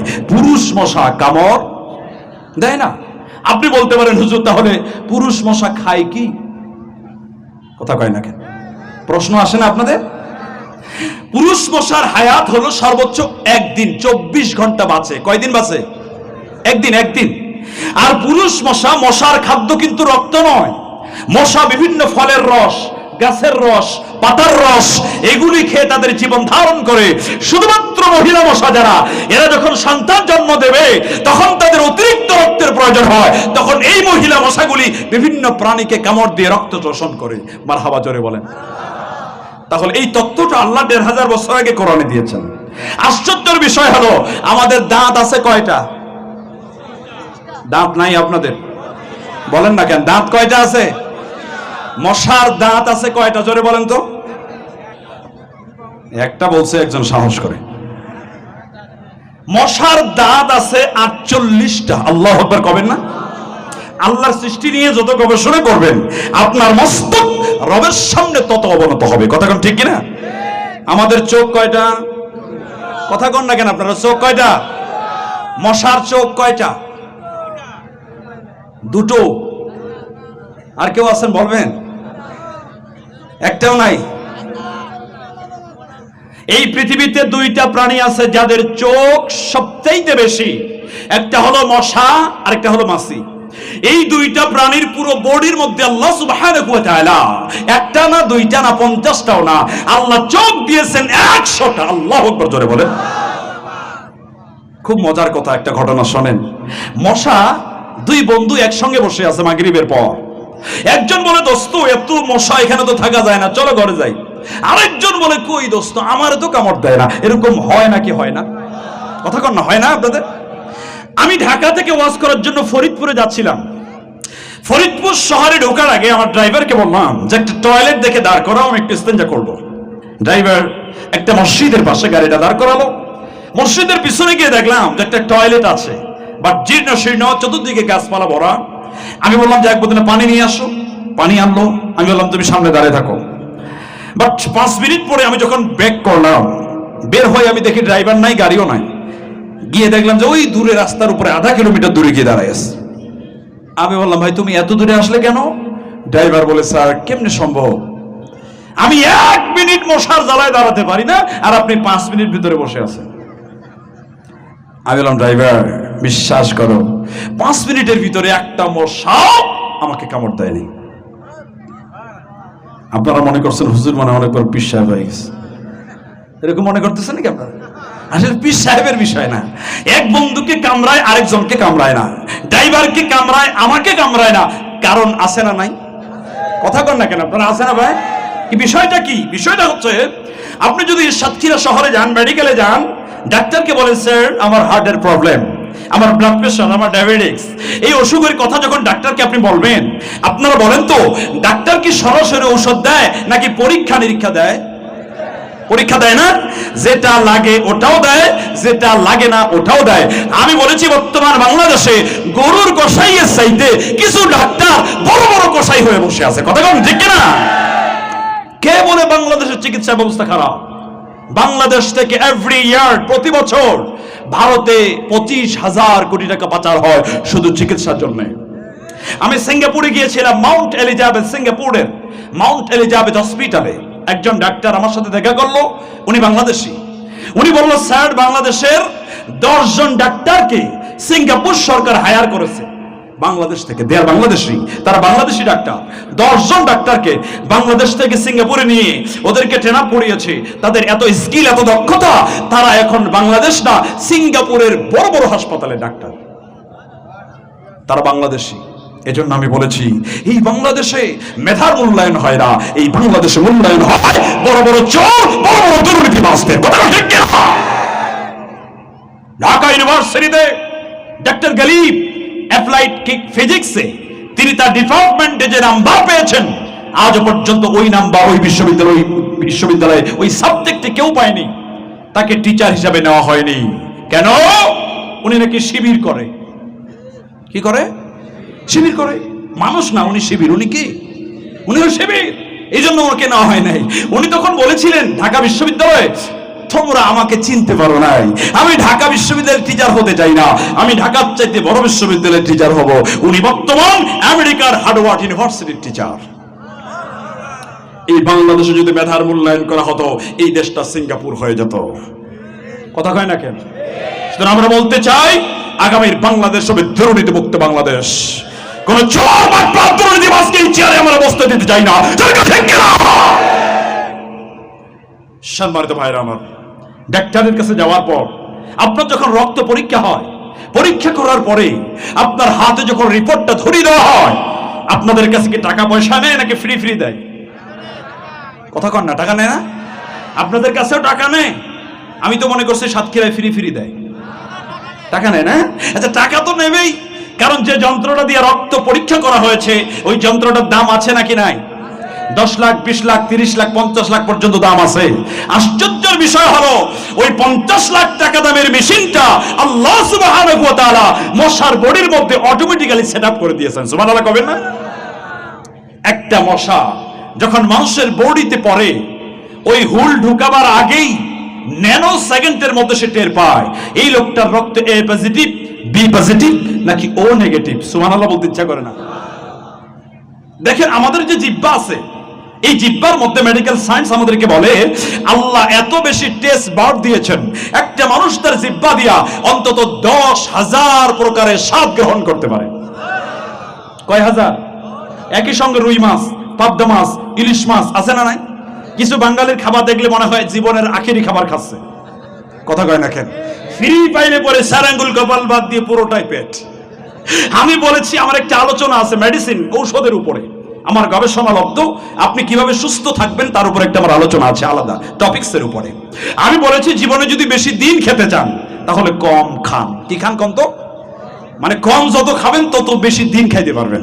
যদি বেশি খান তাহলে কম দিন খাইতে পারবেন। তাহলে আমাদেরকে কম খাওয়া লাগবে। এই জিহ্বার মধ্যে আপনার বন্ধু আপনাকে দাওয়াত দিয়েছে, দাওয়াত দেওয়ার পরে একটা ইলিশ মাছের টুকরো আপনার জিহ্বার মধ্যে দিয়ে চোখটা বেঁধে দিয়ে বলেছে, দংশ এটা কিন্তু আমার পুকুরের দেশি রুই মাছ, কিন্তু দিয়েছে কোন মাছ? কথা কন না, কোন মাছ? ইলিশ মাছ। তোমার জিহ্বা তোমার ব্রেনকে সিগন্যাল দিয়ে জানাই দেবে তোর বন্ধু মিথ্যা কথা বলছে, এটা কিন্তু রুই না, এটা চাঁদপুরের খাঁটি ইলিশ। সুবহানাল্লাহ বলতে ইচ্ছা করে না? তো মানুষের দেখবেন অনেক মানুষের জিহ্বা, এক একজনের জিহ্বা এক এক রকমের স্বাদ। অনেক মানুষ আছে ইলিশ মাছ বড্ড পছন্দ করে, অনেকেই আছে ইলিশ মাছ পছন্দ করে না। আছে নাকি নাই? অনেক মানুষ আছে শুটকি ভর্তা পাইলে পরে মাত্র 5 প্লেট ভাত খায়। কয় প্লেট? আবার অনেকে আছে শুটকি ভর্তা যেখানে হয় ওর আশেপাশে যাইতে পারে না। কথা কর না কেন? তাহলে এক একজনের জিহ্বার স্বাদ এক এক রকম। এক একটা মশার জিহ্বার স্বাদ এক এক রকম।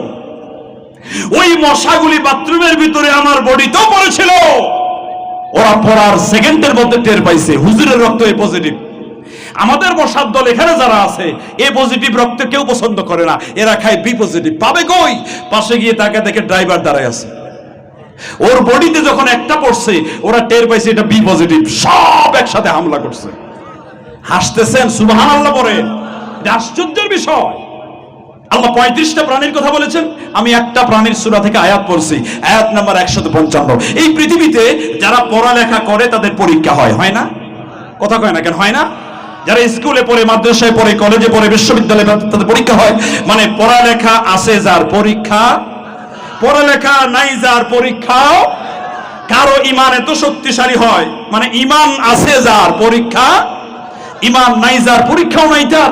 কারো ইমান এত শক্তিশালী হয়, ইমানের পথে চলতে গিয়া হাজার হাজার মিথ্যা মামলা খায়। কথা কন না কেন, আপনারা খান নাই? ইমানের পথে চলতে গিয়া কারো জেলখানায় যাওয়া লাগে, কারো ইমান এত শক্তিশালী হয় ইমানের পথে চলতে গিয়া রিমান্ডে যাওয়া লাগে, কারো ইমান এত শক্তিশালী হয় ইমানের উপরে অবিচল থাকবার কারণে ফাঁসির রশিকে ফুলের রশি হিসাবে গ্রহণ করেছে, বাতিলের সামনে মাথা নত করে নাই। ঠিক কিনা? আমি আপনাদেরকে জিজ্ঞেস করতে চাই, যারা এখানে বসে আছেন, আপনাদের সকলের ইমান আছে নাকি নাই? আল্লাহ, সবার ইমান নাই? থাকলে বলবেন আছে, না থাকলে বলবেন নাই। কারণ ভারতের মেদিনীপুরে যাওয়ার পরে আমি দেখলাম দুই সাইডে স্পেশাল কিছু চেয়ার দিয়েছে। আমি বলেছি এগুলি কারা? তারা বলে স্যার দে আর অল হিন্দু, তারা সবাই হিন্দু। আমি বলেছি আলহামদুলিল্লাহ, কোরআন তো শুধু মুসলমানদের জন্য নয়, হুদাল্লিন নাস, বিশ্ব মানবতার হেদায়েতের জন্য। সুবহানাল্লাহ কবেন না? আগামী 15 তারিখে আমি ইতালিতে যাব। ইতালির রোমে একটা কনফারেন্স আছে, সেখানে আজহারি, আমির হামজা এবং আমি তিনজনে যাব। আমাকে তারা বলেছে স্যার এখানে যত শ্রোতা থাকবে তাদের মধ্যে অর্ধেকেরও বেশি থাকবে অমুসলিম। আমি বলেছি আলহামদুলিল্লাহ, এটা তো আমার জন্য সুযোগ। একজন মুসলিম যদি কোরআন শুনে মুসলিম হয়ে যায়, আমার ওয়াজ সার্থক হয়ে যাবে। কথা কন না কেন? আমরা দেখেছি আল্লামা সাইদের মাহফিলে শত শত মুসলিম কোরআন শুনে মুসলমান হয়েছে। ঠিক কিনা? আপনাদের ঈমান আছে? থাকলে বলবেন আছে, না থাকলে চুপ থাকবেন। আপনাদের সকলের আল্লাহর প্রতি ঈমান আছে নাকি নাই? কোরআনের প্রতি ঈমান আছে নাকি না? ঈমান আছে বলেই তো আপনারা এত রাতে বসে আছেন। কথা কয় না? একে হালুয়া রুটি দেওয়া হবে, তোবারক দেওয়া হবে। কোরআনের চাইতে বড় তোবারক পৃথিবীতে আর একটাও নাই। কথা কন নাকি? ঠিক না? আচ্ছা, আপনাদের ঈমান যেহেতু আছে, 2017 সালে আমি ভারতে গিয়েছিলাম আমির হামজা সহ, আমার বিশ্ববিদ্যালয়ের ক্লাসমেট আমির হামজা, মুফতি আমির হামজা সহ 17 সালে ভারতে গেলাম 19টা প্রোগ্রামের জন্য। আমাদের এক ড্রাইভার দেওয়া হলো, ওই ড্রাইভার বাড়ি হলো বিহার। কোথায় বাড়ি? বিহারে বাড়ি। মাশাআল্লাহ, আমাদের সাথে ওয়াজে যায়, ওয়াজও শোনে, কিন্তু যখন নামাজের সময় হয় বাইরে দাঁড়িয়ে থাকে, নামাজ পড়ে না। একদিন, 2 দিন, 3 দিন দেখার পরে আমার মেজাজ গরম হয়ে গেল। আমি চিন্তা করলাম, আল্লাহ বেটা নামাজ পড়ে রাখেন। ওরে আমি ডাকলাম, ওই এদিকে আয়, তুই কার গাড়ি চালাস সেটা জানোস? বলে হুজুর কার গাড়ি? বক্তার গাড়ি। কার গাড়ি? বক্তা। কথা না, কার গাড়ি? আমি বললাম তুই বক্তার গাড়ি চালাস, তুই যদি নিজে নামাজ না পড়িস পাবলিকে বলবো ও বাবা হুজুরের ড্রাইভারে নামাজ পড়ে না, হুজুর আবার আমাকে হেদায়েত করতে। কথা কয় না কেন? যত দোষ সব হুজুরের। যদি আস্তে হাঁটে বলবে বেটা সেই দাওয়াত খাইছি আজকে, আর জোরে হাঁটলে বলবে মনে হয় দাওয়াত 3টা আছে। কথা কয় না? হুজুরের সব দোষ। তুই হুজুরের গাড়ি চালাস, তুই মিয়া নামাজ পড়স না, তুই কি হিন্দু না মুসলমান? ওই ড্রাইভার আমাকে বলে স্যার আপনি কি বলেন, আমি তো খাঁটি মুসলমান, আমি দিনে 3 বার গরু খাই, আমার আগাও কাটা। আমি চিন্তা করলাম হাউ ইজ ইট পসিবল? আমি চিন্তা করলাম কি ব্যাপার, আগা কাটা দিয়ে কি মুসলমান হওয়া যায়? আমি বললাম তুমি একটু কালেমা শাহাদা আমাকে পড়ে শোনাও তো। বিশ্বাস কেন ওই ড্রাইভার সঠিকভাবে কালেমা শাহাদা আমাকে পড়ে শোনাতে পারে নাই। আজকে ফিলিস্তিনের মুসলমানদের উপরে যখন হামলা হয়, আরাকানের মুসলমানদেরকে মেরে বাংলাদেশে পাঠানো হয়, বাংলাদেশের মাহফিলে দেওয়া হয়, ইজতেমায় দেওয়া হয়, চরমনে দেওয়া হয়, মসজিদে দেওয়া হয়, এত দোয়া, এরপরও মায়ের বন্ধ হয় না। কথা কোন ঠিক না? বন্ধ হবে কেমনে? আল্লাহ আমাদেরকে ওয়াদা দিয়েছেন, ওয়ালা তাহিনু ওয়ালা তাহজানু ওয়া আনতুমুল আ'লাউন ইন কুনতুম মুমিনিন। তোমাদের কোনো ভয় নাই, তোমাদের কোনো চিন্তা নাই, তোমরা এই বিজয় লাভ করবে যদি তোমরা মুমিন হতে পারো। আমরা প্রকৃত মুমিন হতে পারি না। কথা কোন না ঠিক না? পীর সাহেবের কাছে মুরিদ গিয়ে বলে হুজুর আমার জন্য দোয়া করেন যাতে আমার একটা ছেলে সন্তান হয়। পীর সাহেব বলে বাবা হাদিয়া দিবা না? বলে হুজুর 1 লাখ টাকা দামের গরু কিনে আনছি। কয় লাখ? 1 লাখ টাকার গরু পাইলে হুজুর খুশি না বেজার? হুজুর দোয়া করে আল্লাহ ওরে 3টা দাও একবারে। কয়টা? 3টা। কারণ 1 লাখের দোয়া তো একটু বেশি করা লাগবে। কথা কয় না? 20,000 দিলে 20,000-এর দোয়া হবে, 20 টাকা দিলে 20 টাকার দোয়া হবে। 1 লাখের দোয়া আল্লাহ 3টা দাও। কিন্তু 1 বছর হয়ে গেছে, বাচ্চা কাচ্চা আবারও আসছে, হুজুর 1 লাখ টাকা দিলাম, দোয়া করলেন, কবুল হলো না, ঘটনা কি? বাচ্চা হয় না কেন? হুজুর বলে বাবা বিয়ে করার কয় বছর হইলো? ও বলে হুজুর আমি তো বিয়ে করি নাই। ওর বাচ্চা হবে? কথা কয় না? বাচ্চা হবে? আরে বেটা আগে বিয়ে কর, কার্যক্রম চালা, এরপরে দোয়া চা। আগে মুমিন হও। তুমি মুমিনই হতে পারো নাই। আজকে ইসরায়েল যখন ফিলিস্তিনের উপরে হামলা করেছে, তথ্য প্রযুক্তিতে সবচেয়ে বেশি ডেভেলপ করেছে ইসরায়েল। তুমি তো ডেভেলপ করতে পারো নাই। তুমি কোরআনকে বানাইছো মরা মানুষের বই আর দাওয়াত খাওয়া বই। যখন তারা দামি অস্ত্র আবিষ্কার করেছে তখন তুমি স্বামী স্ত্রী ফতুয়া নিয়ে মারামারি করেছো। তখন তুমি টুপি উঁচা হবে না নিচা হবে মারামারি করেছো। তোমার হাত উপরে হবে না নিচে হবে মারামারি করেছো। এই মারামারি বন্ধ যদি না করতে পারো আজকে তোমার অবস্থাও তাদের মতো হতে পারে। কথা ঠিক কিনা? বিশ্বাস করেন এই বাংলাদেশের আর মরামা এদেশের মুসলমান যদি আজকে রাতে ঐক্যবদ্ধ হতে পারে আল্লাহর কোরআনের রাজ কায়েম হতে একদিনও সময় লাগবে না। জোরে কোন ঠিক কিনা? আমাদের ঐক্যবদ্ধ হতে হবে। ইসরায়েলের মতো গবেষণা করতে হবে। কোরআন গবেষণা করে সবচেয়ে বেশি প্রযুক্তিতে ডেভেলপ করো, তুমি ব্যবসা বাণিজ্য ডেভেলপ করো, প্রকৃত ঈমানদার হও, ময়দানে ঝাঁপিয়ে পড়ো, অবশ্যই আল্লাহ তোমাকে বিজয় দান করবে। জোরে কোন ঠিক কিনা? আমরা যোগ্যতাই অর্জন করতে পারছি না, তাহলে আমাদের ঈমান আছে না নাই? কথা কয় না, ঈমান নাই। তাহলে আমাদের পরীক্ষা আছে নাকি নাই? আল্লাহ রাব্বুল আলামিন বলেন ওয়ালানাবলুওয়ান্নাকুম বিশাইইম মিনাল খাউফ। ঈমানদার যারা হবে তাদের যে বিষয়টার পরীক্ষা আমি নেব ওই বিষয়টার নাম হলো ভয়। কি নাম? কার ভয়? আল্লাহ নিজেই পরীক্ষা নেবেন। রাইসুল মুফাসসিরিন ইবনে আব্বাস তাফসীর করতে গিয়ে বলেন খাউফুল আদু, শত্রুর ভয়, বাতিলের ভয়। কারণ হক এবং বাতিলের লড়াই হলো চিরন্তন। ঠিক কিনা? 5ই আগস্টের আগে আমি অনেককে বলেছিলাম ভাই আসেন দিন কায়েমের আন্দোলনে শরীক হই। আমারে বলে হুজুর অবস্থা ভালো না, আপনি গিয়ে চালান আমি পরে দেখব। এরকম সুবিধাবাদ আমাদের সমাজে আছে না নাই? কথা কয় না কেন, আছে নাকি নাই? আমি বলেছি ভাই অবস্থা ভালোটা কখন ছিল? যখন ইব্রাহিম নবী দ্বীনে দাওয়াত দিয়েছেন অবস্থা আরো খারাপ, কারণ ক্ষমতায় নমরুদ। কথা কন না কেন, ঠিক কিনা? যখন মুসা নবী দ্বীনে দাওয়াত দিয়েছেন অবস্থা আরো খারাপ, ক্ষমতায় ফেরাউন। বিশ্ব নবী দাওয়াত দিয়েছেন অবস্থা আরো খারাপ, ক্ষমতায় আবু জাহেল। আমরা আবু জাহেলকে পাই নাই, আমরা নমরুদকে পাই নাই, আমরা হামানকে পাই নাই, আমরা কারুনকে পাই নাই। আমরা দেখেছি 15টি বছর ধরে মুসলমানের ঘরে জন্মগ্রহণ করে কিছু মুনাফিকের বাচ্চা এদের কার্যক্রম করে আবু জাহেলকে পর্যন্ত হার মানিয়ে দিয়েছে। ঠিক কিনা? আজ থেকে 5000 বছর আগে মুসা নবী যখন পৃথিবীতে আসবেন ফেরাউন তার পার্লামেন্টে একটা আইন চালু করেছে। ওই আইনটা আল্লাহ কোরআনুল কারীমের ভিতরে কোট করে রেখে দিয়েছেন, কারণ দুনিয়াতে ফেরাউন থাকবে না, তার নাতিপুতিরা থাকবে। তিনি আইন করেছেন ইউযাব্বিহু আবনাআহুম ওয়া ইস্তাহয়ী নিসাআহুম। আমার দেশে যত পুত্র সন্তান জন্মগ্রহণ করবে জবাই করে দাও, আর যত কন্যা সন্তান জন্মগ্রহণ করবে জীবিত রাখো। তাফসীর ইবনে কাসির সূরা কাসাসের 4 নম্বর আয়াতের তাফসীর করতে গিয়ে বলেন সেই সময়ে ফেরাউন অন্তত ৭০,০০০ বাচ্চাকে জবাই করে হত্যা করেছিল যাতে তার চেয়ারটা ঠিক থাকে, কিন্তু ৭০,০০০ হত্যা করে সে চেয়ার টিকায় রাখতে পারে নাই। এই জালেম শাসককে শিক্ষা অর্জন করার দরকার ছিল। ফেরাউন ৭০,০০০ হত্যা করে টিকতে পারে নাই, তার মানে মানুষ হত্যা করে চেয়ারে টিকে থাকা যায় না। আল্লাহ পাক দেখে বলে ফেরাউন তোর থিওরি ভুল, তোর ইনফরমেশন ভুল। আমি তোর বাড়িতে তোর কোলে পিঠে করে আমার নবীকে আমি মানুষ করাবো। সুবহানাল্লাহ কবেন না?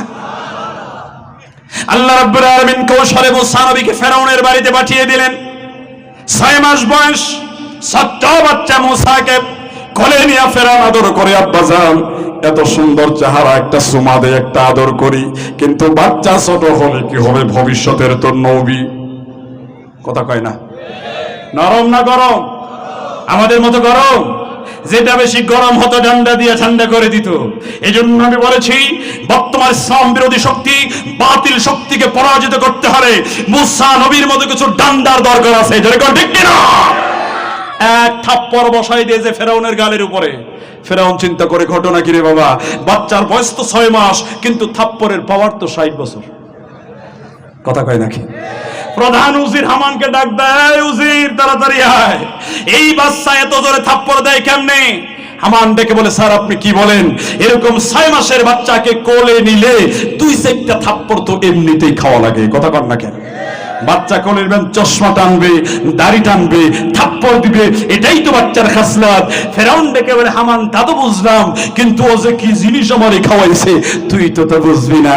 বিশ্বাস করেন যুগে যুগে আল্লাহ যত জালেমকে পৃথিবীর থেকে বিদায় করেছেন বড় কোন শক্তি দিয়ে আল্লাহ বিদায় করেন নাই।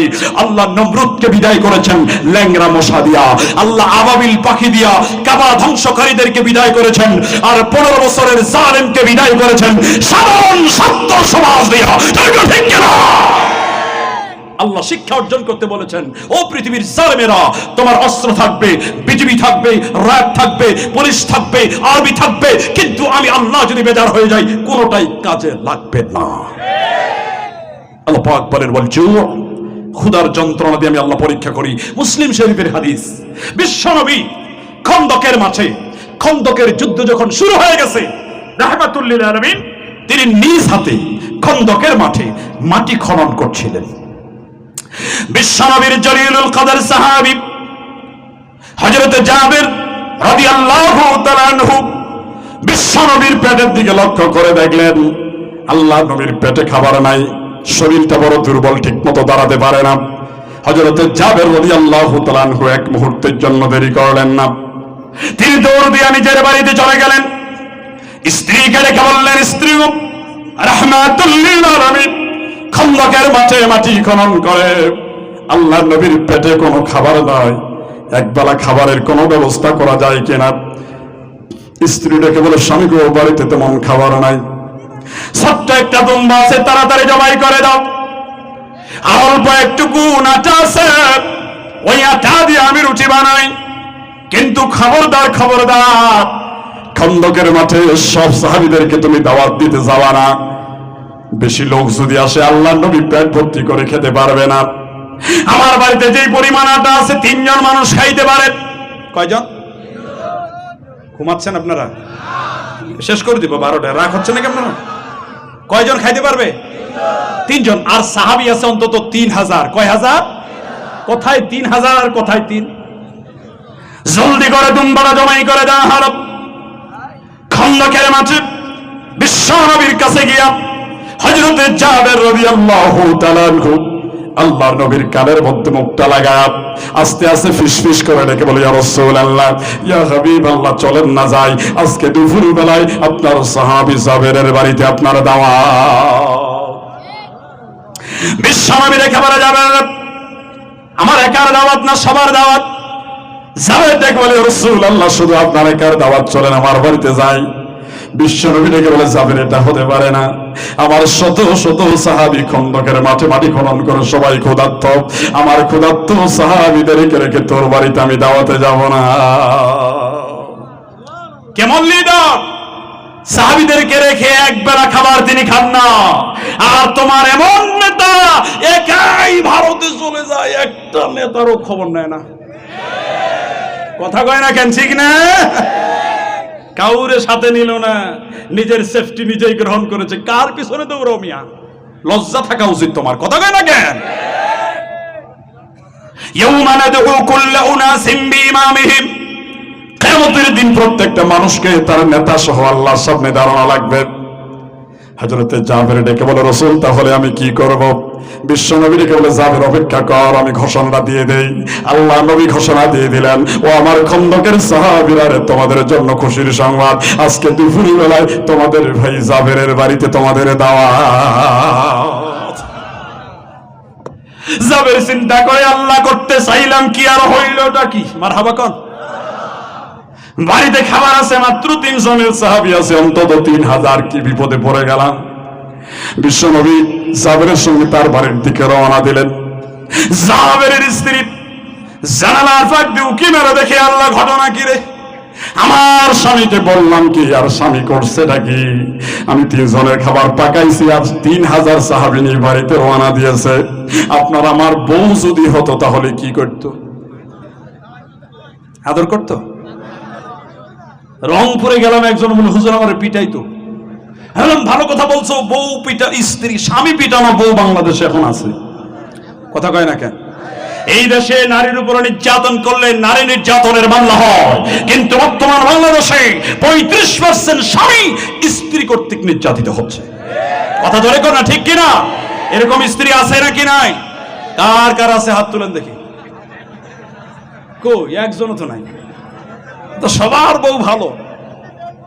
মনে মনে চিন্তা করে, হুজুর ভালো। আমি টাঙ্গাইল জেলার মধুপুর থানায় ওয়াজ করতে গেলাম।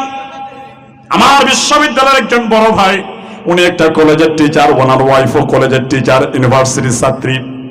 আমি ওয়াজে যাওয়ার পরে উনি আমার সাথে দেখা করতে আসছে। ভাই, তোমার ভাবি আজকের ওয়াজে আসছে, কারো ওয়াজ শোনে না। আজকের ওয়াজে তুমি যেই তাফসীর করো আমার কোনো আপত্তি নাই, তবে তোমার কাছে আমার একটা অনুরোধ, আজকের ওয়াজে স্বামীর খেদমতের ওয়াজ একটু বেশি করে করবা। কিসের ওয়াজ? আমি বললাম ভাই আপনি কি বলেন, আপনি এডুকেটেড, আপনার ওয়াইফও শিক্ষিতা। আমি হুজুরের ওয়াজ কেন আপনার বউ শুনে? বলে হ্যাঁ তোমার ওয়াজ শুনবে। আমি বললাম ভাই শোনেন, স্টেজে যাওয়ার আগে আপনার একটা ওয়াজ আমি করে দিয়ে যাই, আমল যদি করতে পারেন খেদমতের অভাব হবে না। আপনাদের কি বলবো?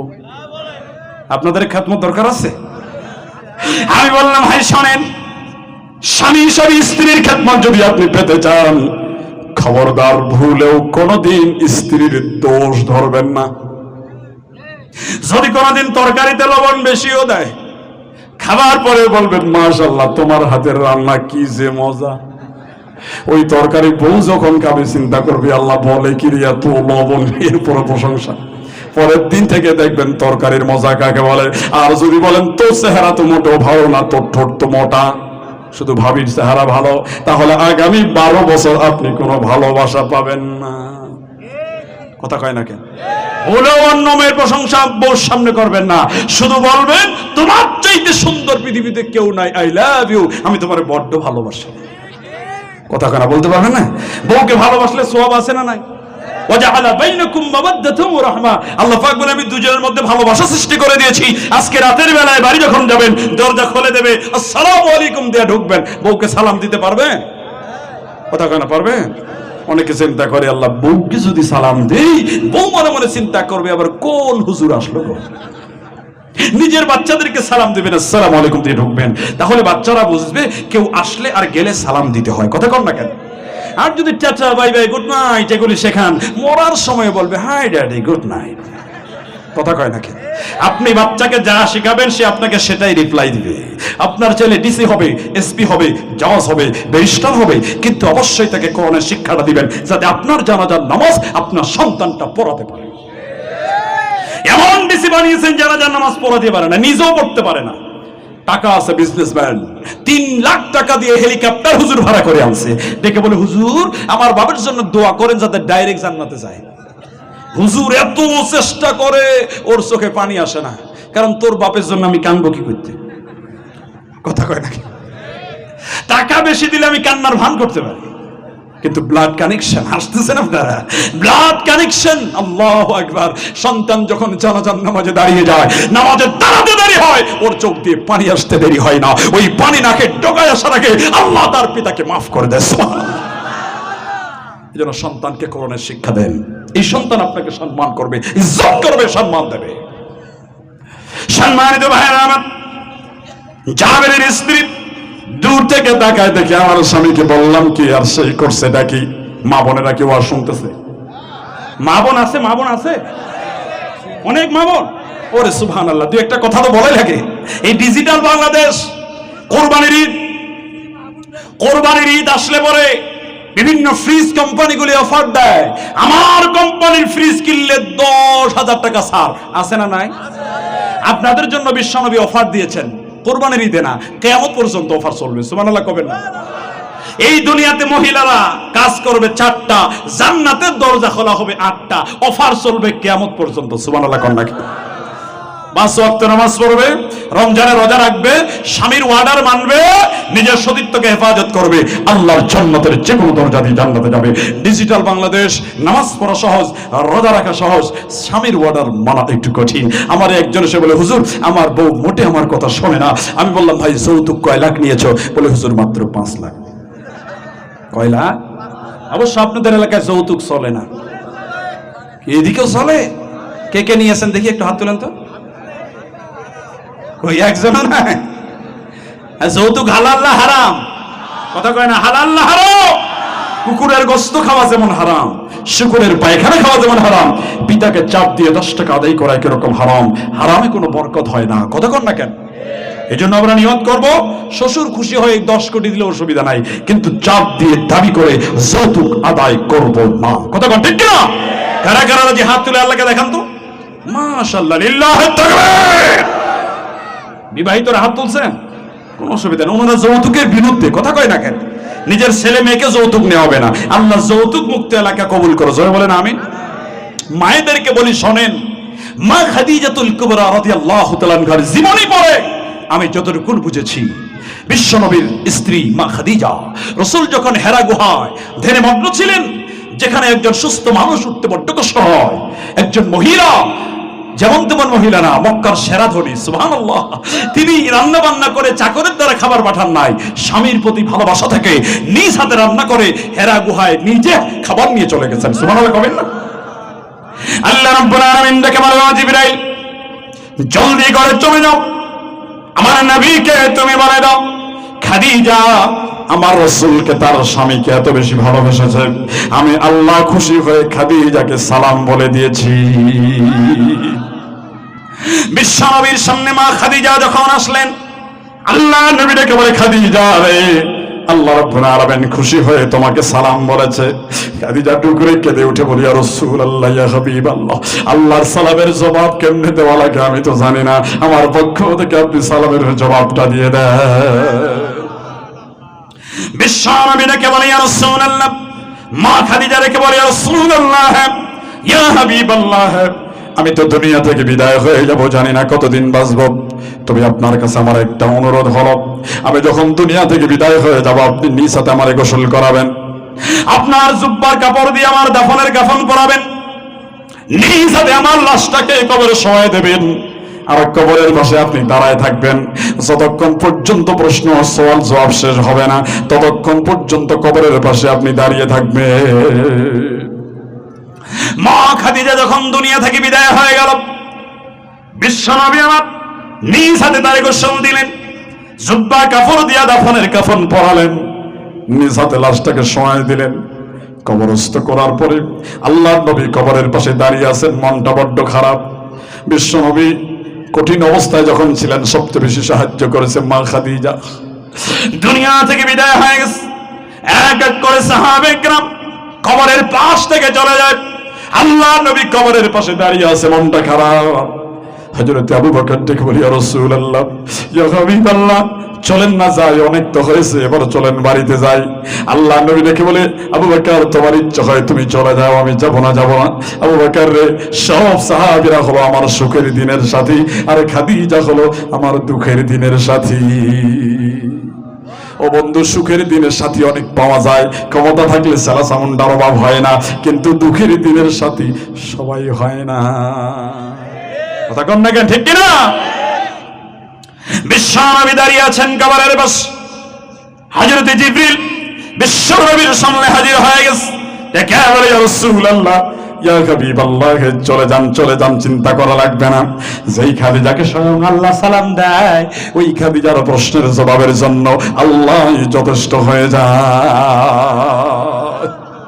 এজন্য মায়েরা বোনেরা, অবশ্যই আল্লাহকে খুশি করতে হলে স্বামীকে খুশি রাখা লাগবে। কথা কোন ঠিক না? আল্লাহর নবী বলেন, কোন স্বামী যদি সার্টিফিকেট দেয় আমার স্ত্রীটা ভালো, ওটা জান্নাতি স্ত্রী, সুবহানাল্লাহ কবেন না? অপরদিকে কোন স্ত্রী যদি সার্টিফিকেট দেয় আমার স্বামীটা ভালো, ওটা জান্নাতি স্বামী, কারণ আমি কি জিনিস আমার বউ চাইতে ভালো কেউ জানে না। কথা কয় না কেন? বউয়ের কাছে ভালো হওয়া লাগবে। বিশ্বনবী হযরত জাবেরের সঙ্গে তার বাড়ির ভিতরে প্রবেশ করলেন, মনে আসেনি আপনাদের নাকি ভুলে গেছেন আপনারা? জাবেরের সঙ্গে তার বাড়িতে তাশরীফ ফরমালেন।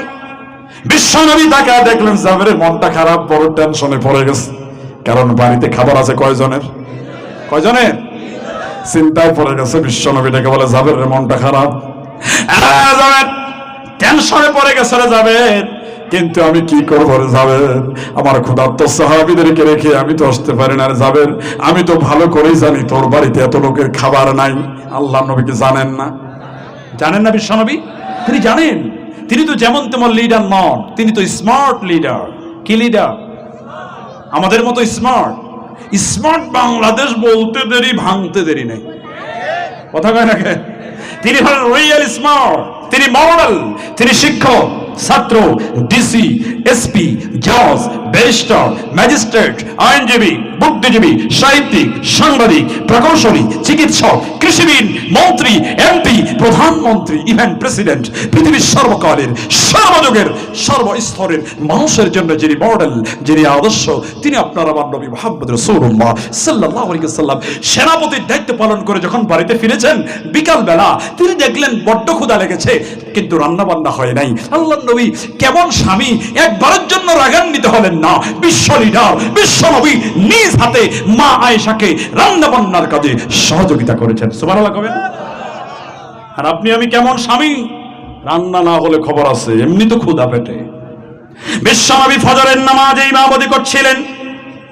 ফজরের নামাজে বিশ্বনবী বড় বড় সূরা তেলাওয়াত করে নামাজ আদায় করতেন, কিন্তু আল্লাহ নবী একদিন ফজর নামাজে ছোট্ট ছোট্ট দুইটা সূরা দিয়ে নামাজটাকে শেষ করে দিলেন। ফজর নামাজের পরে সাহাবীরা রাসূলকে চতুর্দিক দিয়ে ঘিরে রেখেছে। ইয়া রাসূলুল্লাহ, ইয়া হাবিবাল্লাহ, কোন বিপদ হয়ে গেল নাকি? এত তাড়াতাড়ি কেন নামাজটাকে শেষ করে দিলেন? বিশ্বনবী কে বলেন, সাহাবায়ে কিরাম, কোনো বিপদ হয় নাই। ও সাহাবীরা রে, আমি যখন নামাজের ভিতরে দাঁড়িয়েছিলাম, একটা ছোট্ট বাচ্চার কান্নার আওয়াজ আমার কানে স্পর্শ করেছিল। একটা বাচ্চার কান্নার আওয়াজ আমার কানের ভিতরে এসেছে। আমার তখন মনে হয়েছে কোন দুধ পানকারী মা হয়তো বা সন্তানকে নিয়ে নামাজের ভিতরে দাঁড়িয়েছে, ওই বাচ্চাটার ক্ষুধা লেগেছে, সে দুধ পান করবে। আমি যদি বড় সূরা তেলাওয়াত করি, বাচ্চাটার কষ্ট হয়ে যাবে। এই চিন্তা করে ছোট ছোট সূরা দিয়ে নামাজটাকে শেষ করে দিয়েছি। কি নেতা, কি নবী আমরা পেয়েছি। অথচ আমাদের সমাজে অনেক মুরব্বী আছে, বাচ্চারা যদি নামাজের সময় পিছনে একটু লাফালাফি করে, মুরব্বী চিন্তা করে নামাজটা শেষ হোক, তোর খবর আছে। কথা কয় না কে ভাই? আছে না, আছে না? আমি তুরস্কে গিয়েছিলাম, সেখানে আমি দেখেছি প্রত্যেকটা মসজিদের সামনে বাচ্চাদের জন্য খেলার পার্ক আছে।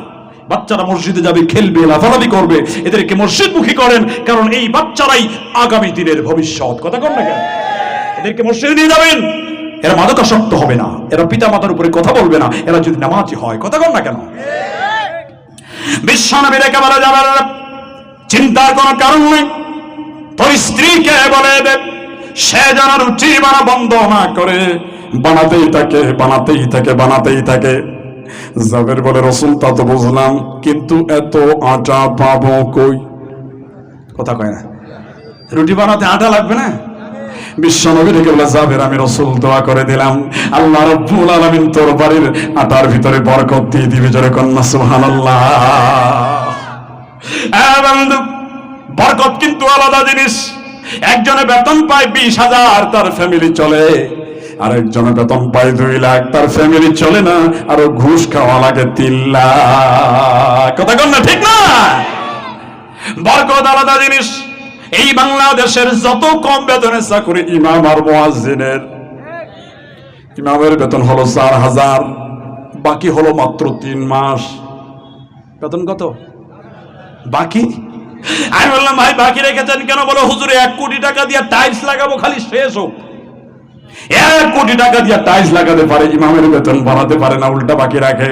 আমি বলেছি, তোমার বিবেকে কুত্তায় পেশাব করেছে। কথা কোন ঠিক কিনা? সৌদি আরবের সবচাইতে বেশি বেতনের চাকরি করে কাবার ইমাম যারা। এই জন্য প্রত্যেকটা পিতা মাতা সেই দেশে দোয়া করে, আল্লাহ আমার সন্তানটাকে তুমি কাবার ইমাম বানায়া দাও। আমরা এই দেশে আলেমদের মর্যাদা দিতে জানি না, এই জন্য বিশ্ব বরেণ্য মুফাসসিরকে আমরা দুনিয়া থেকে বিদায় করে দিয়েছি। ঠিক না?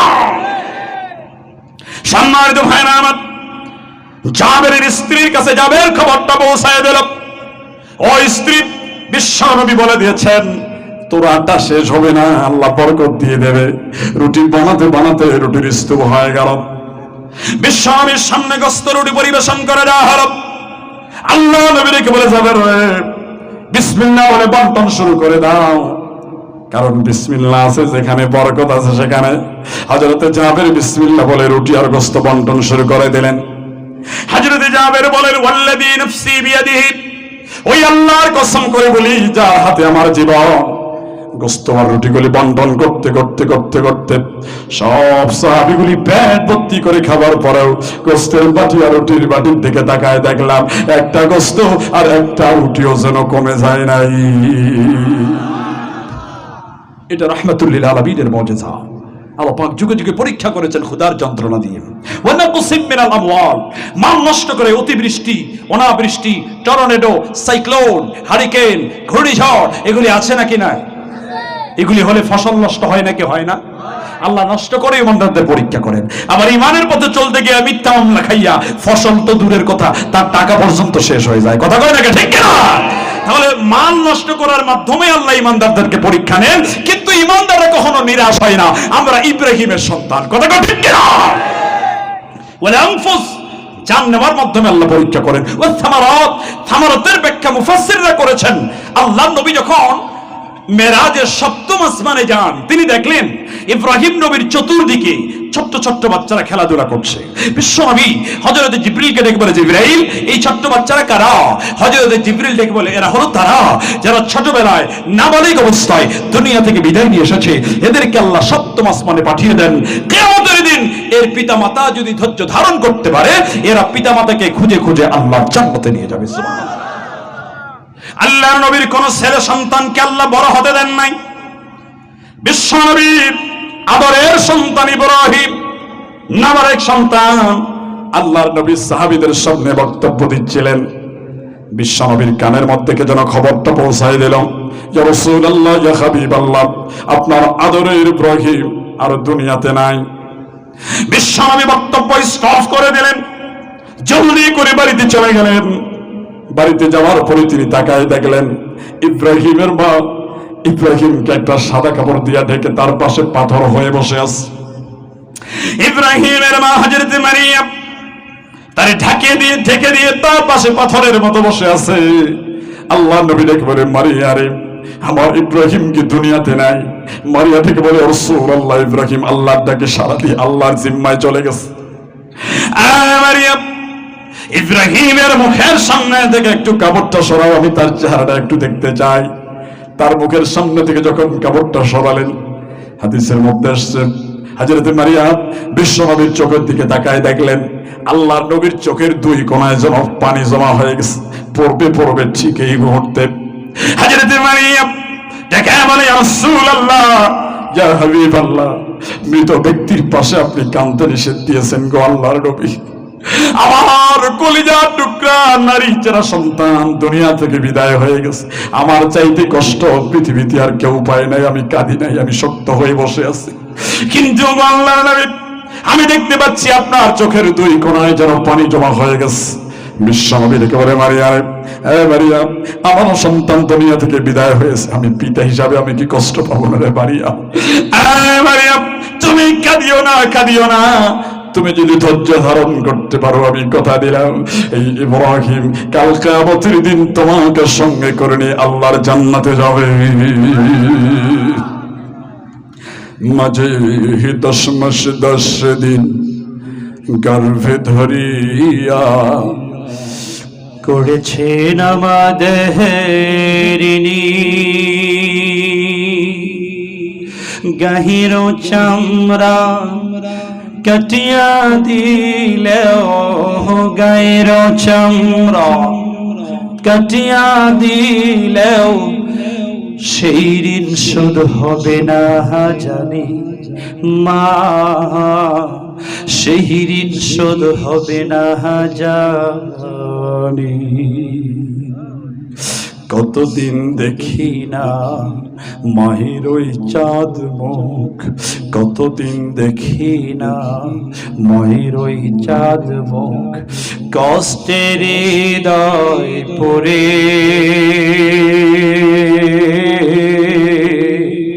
পিঠাপুলি বানায়া পায়েস রান্ধিয়া মা প্রতীক্ষা করে।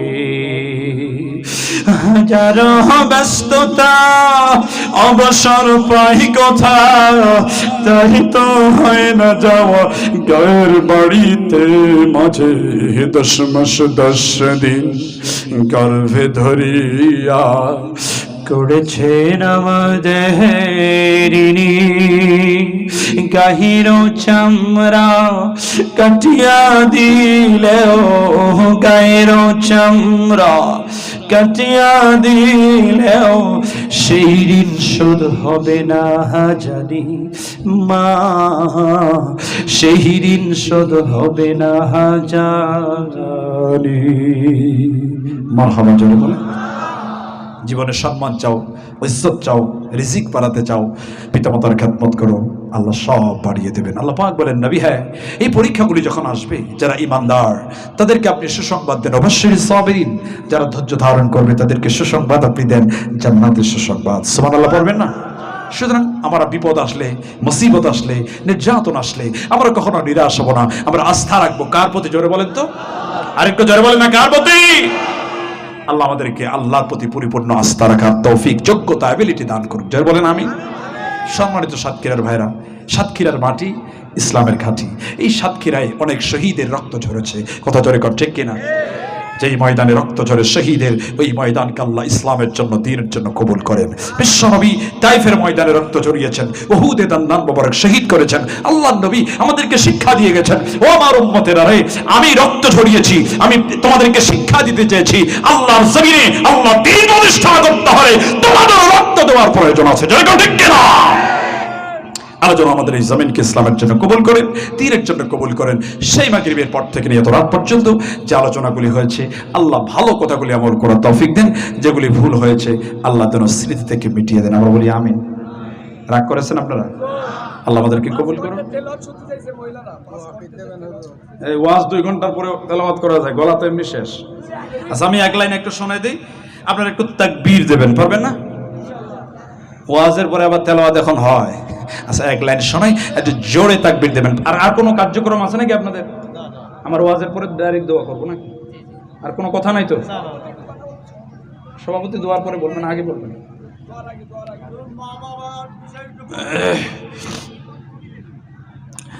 বিসমিল্লাহির রহমানির রহিম, বিসমিল্লাহির রহমানির রহিম। والضحى والليل إذا سجى ما ودعك ربك وما قلى وللآخرة خير لك من الأولى ولسوف يعطيك ربك فترضى.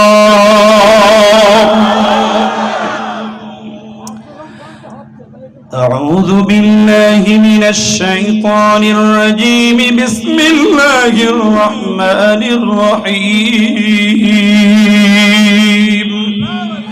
والنجم إذا هوى ما ضل صاحبكم وما غوى وما ينطق عن الهوى إن هو إلا وحي يوحى علمه شديد القوى ذو مرة فاستوى وهو بالأفق الأعلى ثم دنا فتدلى فكان قاب قوسين أو أدنى.